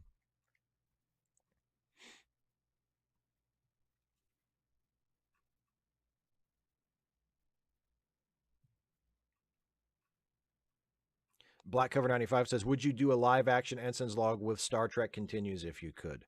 I mean, the other two people involved in the Ensign's Log are here as well. I don't know what Jason or Dana would want to do. I would not be interested in doing it with Star Trek Continues. Um, Not just because the creator of Star Trek Continues was outed as a sexual harasser and a piece of shit, um, which is a shame because I love Star Trek Continues, but I wouldn't want to do anything involved with it if Vic was going to be involved with it, because I wouldn't want to work with him. And also, like I said earlier in answering the question, if we ever did, for me personally, and again, this is just me, and obviously it's Jason's show, he created it, and Dana is involved in it as well. Um, but if it was just up to me and we were doing some kind of live action Ensign's Log, I would want to be able to create our own style of it, just like Strange New Worlds created its own style of the TOS era. I would want to do our version of those eras of our show and do our own thing and not just recreate something that had already been done. And that's what Star Trek Continues did. And it did a very good job of it. And I mean, those sets, those recreated TOS era sets are perfect. And the costumes and everything, like they recreated Star Trek the original series, I think, as perfectly as any fan production could have. Like, it was an incredibly high quality production, and a perfect imitation. Um, Personally, I would not want to do that, but that's just me.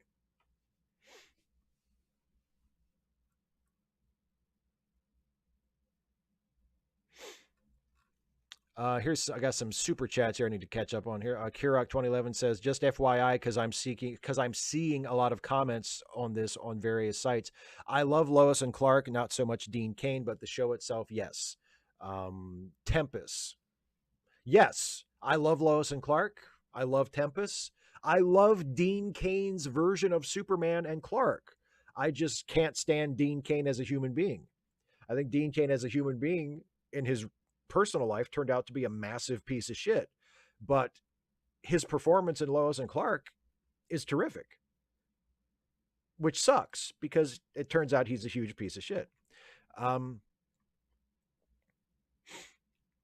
and so, yeah, same thing with Kira, what you said about Star Trek Continues in your other super chat. Yeah, love Star Trek Continues, don't like Vic. Like him on the show, like he does a good job on the show, but in his personal life, it turns out he's a massive piece of shit. So fuck him. Um, Joe McClory says, can you imagine a remake of Bed Knobs and Broomsticks with the animated segments live action and the live action animated?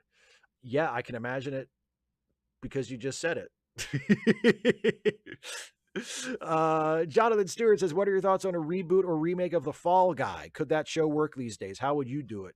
I think it could work. I mean, I think you would need to get another likable sort of everyman kind of lead like Lee Majors was in the original to do it, and you would have to do make it like a similar sort of light-hearted, sort of disposable, clever, funny action series. I think there should always be a place for shows like that. I don't know specifically how I would do it, or I don't have a take on it just off the top of my head, but I think it should be theoretically possible. um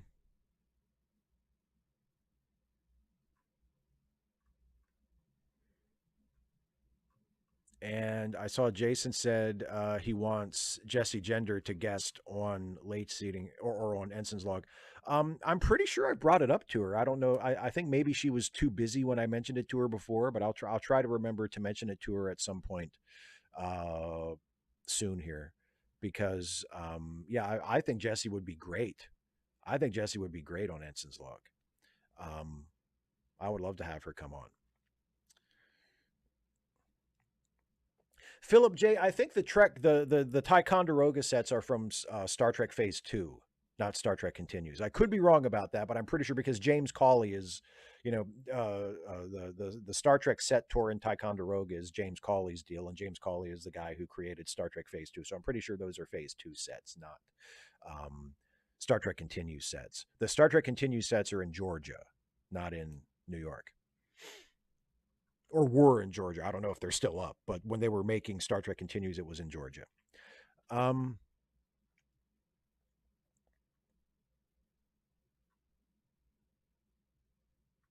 Michael Hadeline says, I would also tentatively like to up my rating of My Adventures with Superman by 1 point, assuming they don't undo Lois's realization that she just had today.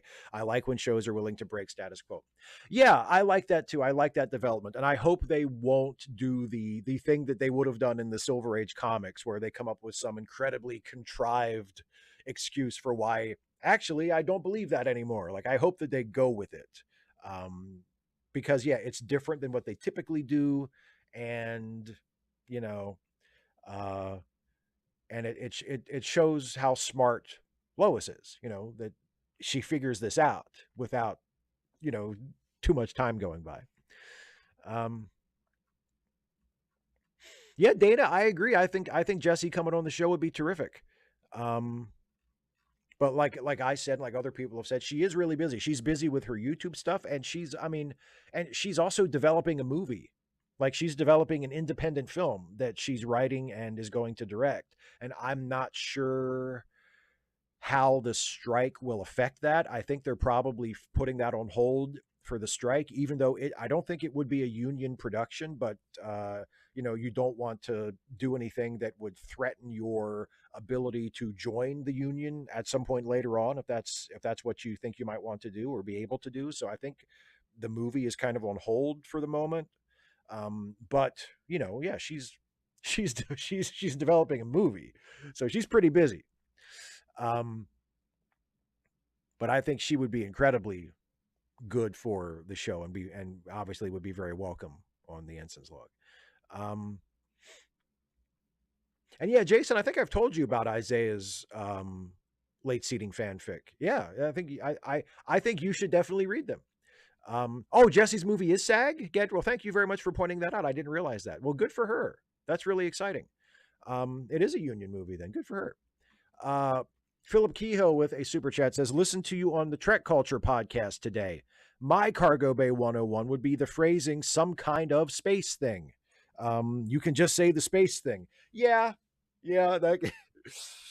Some kind of space thing, or I mean, they haven't done this lately. They kind of got away from it, but like in classic Trek, I think there were a couple of times where Spock would say, it's a kind of energy never seen before or never detected before. And it's like, oh, okay. It seems like they did that already, but okay. It's another kind of new energy or a new kind of radiation that they've never seen before, you know? Brian Baker, in a playful defense of Elon Musk, Bruce Wayne also built a rocket ship. That's true, but don't forget Bruce Wayne is also smart. Um,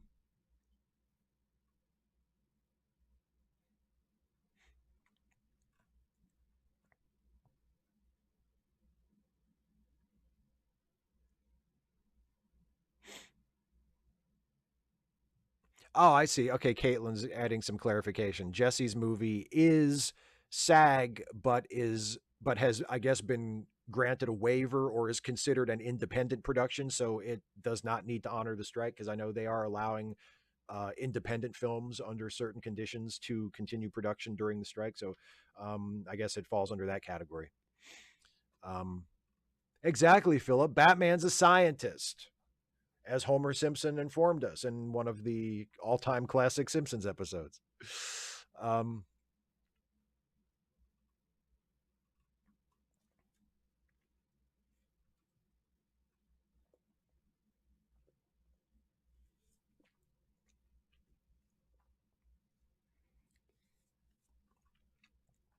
let me go back and make sure I didn't miss any questions, comments, etc., because I believe I'll be wrapping up the show soon. Um, Mario says, I remember a unique video you did on the album, on the allure of Bruce Springsteen, who I also adore. And I was wondering what other music or albums you like. Oh, yeah, I'm a big Springsteen fan. I'm also a big Billy Joel fan. That comes from when I was a kid. Billy Joel was like one of the first sort of grown up artists that I really got into. Um, what else? I love like classic like 1950s and 60s and 70s R&B. Like I love Sam Cooke, I love Ray Charles. I love classic like traditional sort of country music. Like I love Hank Williams Sr. and some of the stuff from the 60s and the 70s. Like, I love Johnny Cash. I love Waylon Jennings and Merle Haggard and Willie Nelson. And some stuff from the 70s and 80s too. Like I love Steve Earle, and some stuff that kind of blurs the line between rock and roll and country music, like Graham Parson. I love Graham Parson's album, and Emmylou Harris, who vocals alongside Graham on Graham's albums. Um, I think he did two albums before he died. Um, what else? Got me when I was in high school. I loved. I think I mentioned when Dane and I were doing our live stream on Wednesday. Um, I love Tonic. I love the Verve Pipe. I love a lot of like big rock bands from when I was a kid in high school. Um, yeah, there's a ton of stuff. Well, I got into the blues really big about 10 or 15 years ago. There's a blues duo from the Washington D.C. Virginia area called Cephas and Wiggins that I absolutely love. Unfortunately, Cephas passed away about 10 or 15 years ago, so they're not working as a duo anymore, but I think Wiggins is still recording and playing and stuff. But they were like a classic like acoustic guitar and harmonica duo, and they played like old school Piedmont blues, and they were fucking amazing. I loved them. And I also love like John Lee Hooker and Sarah Vaughan and Billie Holiday, of course. Just yeah, there's a it's there's a ton of music that I love that I'm super into. Um,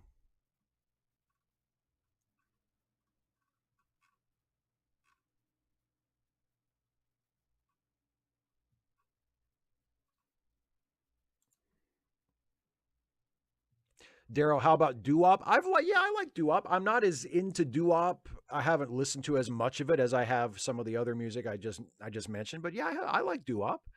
And Joe McClory, feelings on Garth Brooks. You know what? When Garth Brooks was like a big star in the 90s, I hated him because I was in a very anti country music phase. And Garth Brooks was like the biggest country music star ever. And plus, not only that, but he was everywhere. Like you could not get away from Garth Brooks. And I just couldn't stand him. Now, as an adult, I listen to some of those songs of his that were big in the 90s, and I kind of dig it. Like I don't have a problem with Garth Brooks as a musician, and as a person, he seems okay. He seems pretty good for a country singer in terms of his politics and his feelings on people of different colors and different ethnicities and different orientations and gender identities and such. He seems like a fairly decent guy, all things considered. And I actually kind of like a lot of the music now, so I don't have a problem with Garth Brooks. Um, Oh, all mod cons with a super chat says, thanks for An Atheist Reads. Fantastic series. I love it. Well, thank you very much. It's so nice that people still watch those and get some use out of those. Um, Brian Baker says, loved Amadeus. Great parody. Well, thank you very much. The main reason I did that was because I thought of um, I first of all, I thought of the idea of what if they did Amadeus but with Vanilla Ice instead of Salieri, and then I came up with the pun for the end of instead of Amadeus, Amadeus, and I just thought, all right, fuck, I've just got to do it. Like I've just got to do it. I can't come up with Amadeus and just let that stay in my brain. I have to put that out somewhere. So anyway, okay, so I'm going to go through my end of show plugs, and then I will come back and answer any remaining questions if there are some. First of all, don't forget charitylinks.page, and also some random geek was throwing a lot of the individual links into the chat a moment ago. Please scroll up and take a look at those are to help out some friends of ours who need a helping hand financially. If you have a few bucks to spare and you want to put it toward someone in need, the links that Geek put in the chat just now and also that are collected on charitylinks.page are an excellent resource for that. Also, don't forget, if you feel like supporting the writers' strike and the actors' strike, there are links to send financial support to the strikers and the people affected by the strikes in the industry in general in the description of this video, and also links to articles that have suggestions for how you can support the strike and show solidarity in other ways. So if showing solidarity and supporting the strikes is important to you, and I hope it is, there are lots of different suggestions for how you can do that. I'll pick up the phone when the show's over, Jason. Jesus Christ, you're calling me during the fucking show. I don't have my phone on. I don't have my phone turned on when I'm doing a live stream because I'm doing this. I'm not answering the goddamn phone. Anyway, and you left me a voicemail too. Anyway, if you also want to, if you want to support this channel and what I do, you can do so by becoming a patron at patreon.com/Steve Shives, or clicking the join button to become a channel member. And if you become a member or a patron at $5 a month or higher, you get a shout out at the end of a Trek Actually video. But for any amount, you get to submit questions early ahead of time that I answer in the first part of these live streams. So that is just a little benefit that I offer to my patrons and members to show my appreciation for your support, without which I could not do this. So thank you very much to all my patrons and members. And also to all of you who've thrown in super chats and stuff during the live stream, and those of you who always do that. That means a lot too, and that really helps, and I really appreciate it. Also, don't forget, if you enjoy my YouTube stuff, you can hear me on a couple of podcasts alongside the incredibly persistent Jason Harding, who called me during my show and then expected me to answer the phone. And also the wonderful and talented Dana Cole as well. The three of us are all together on a Star Trek themed improv comedy podcast called the Ensign's Log. That is a blast to do, and hopefully is a blast to listen to those of you who have listened to it. And if you haven't listened to it, the links are in the description. Please listen to the Ensign's Log, especially if you dig Star Trek stuff, and especially funny Star Trek stuff. And also Late Seating, the movie review podcast that I do with Jason, where we take a look at classic films and decide whether or not they deserve whatever reputation they have, be it a good reputation or a bad reputation. You can listen to our most recent review of the movie Leon the Professional. And if you are a patron of the Let Me Listen podcasts, not one of my patrons, but a patron of the Let Me Listen podcasts, you can also watch Jason and I on video in Late Seating Uncut, which is a much longer version of the show where you get the entire podcast that is released to the general public, but you also get a pre-show and a post-show of Jason and I talking about all kinds of other stuff. So if you have 3 or 4 hours to fill and you want to become a patron of the Let Me Listen podcasts, that is something that is available to you there, the uncut video version of Late Seating. So anyway, that's it. Oh, hey, Black Body Economics. Sorry I didn't see you until just now. Glad you could make it. Anyway, that is it for the show, everybody. I think everybody in the chat. Kara says, if I don't get the chance, it was great to see you. Thanks for answering my question. Oh, of course. Of course. I'm glad you could make it, as always. I'm glad everybody could make it. Thanks, everybody, for watching. Thanks, everybody, for joining me. I will see you next week for a whole bunch of videos, and I'll see you in 2 weeks for another one of these. So until then, take care, take it easy, and I'll see you. Bye, everybody. And there's Jason. Hello? Cheating on me, eh? didn't even have the balls to tell me directly. Right away. I'm sucking the balls of some British prick. Bye, everybody.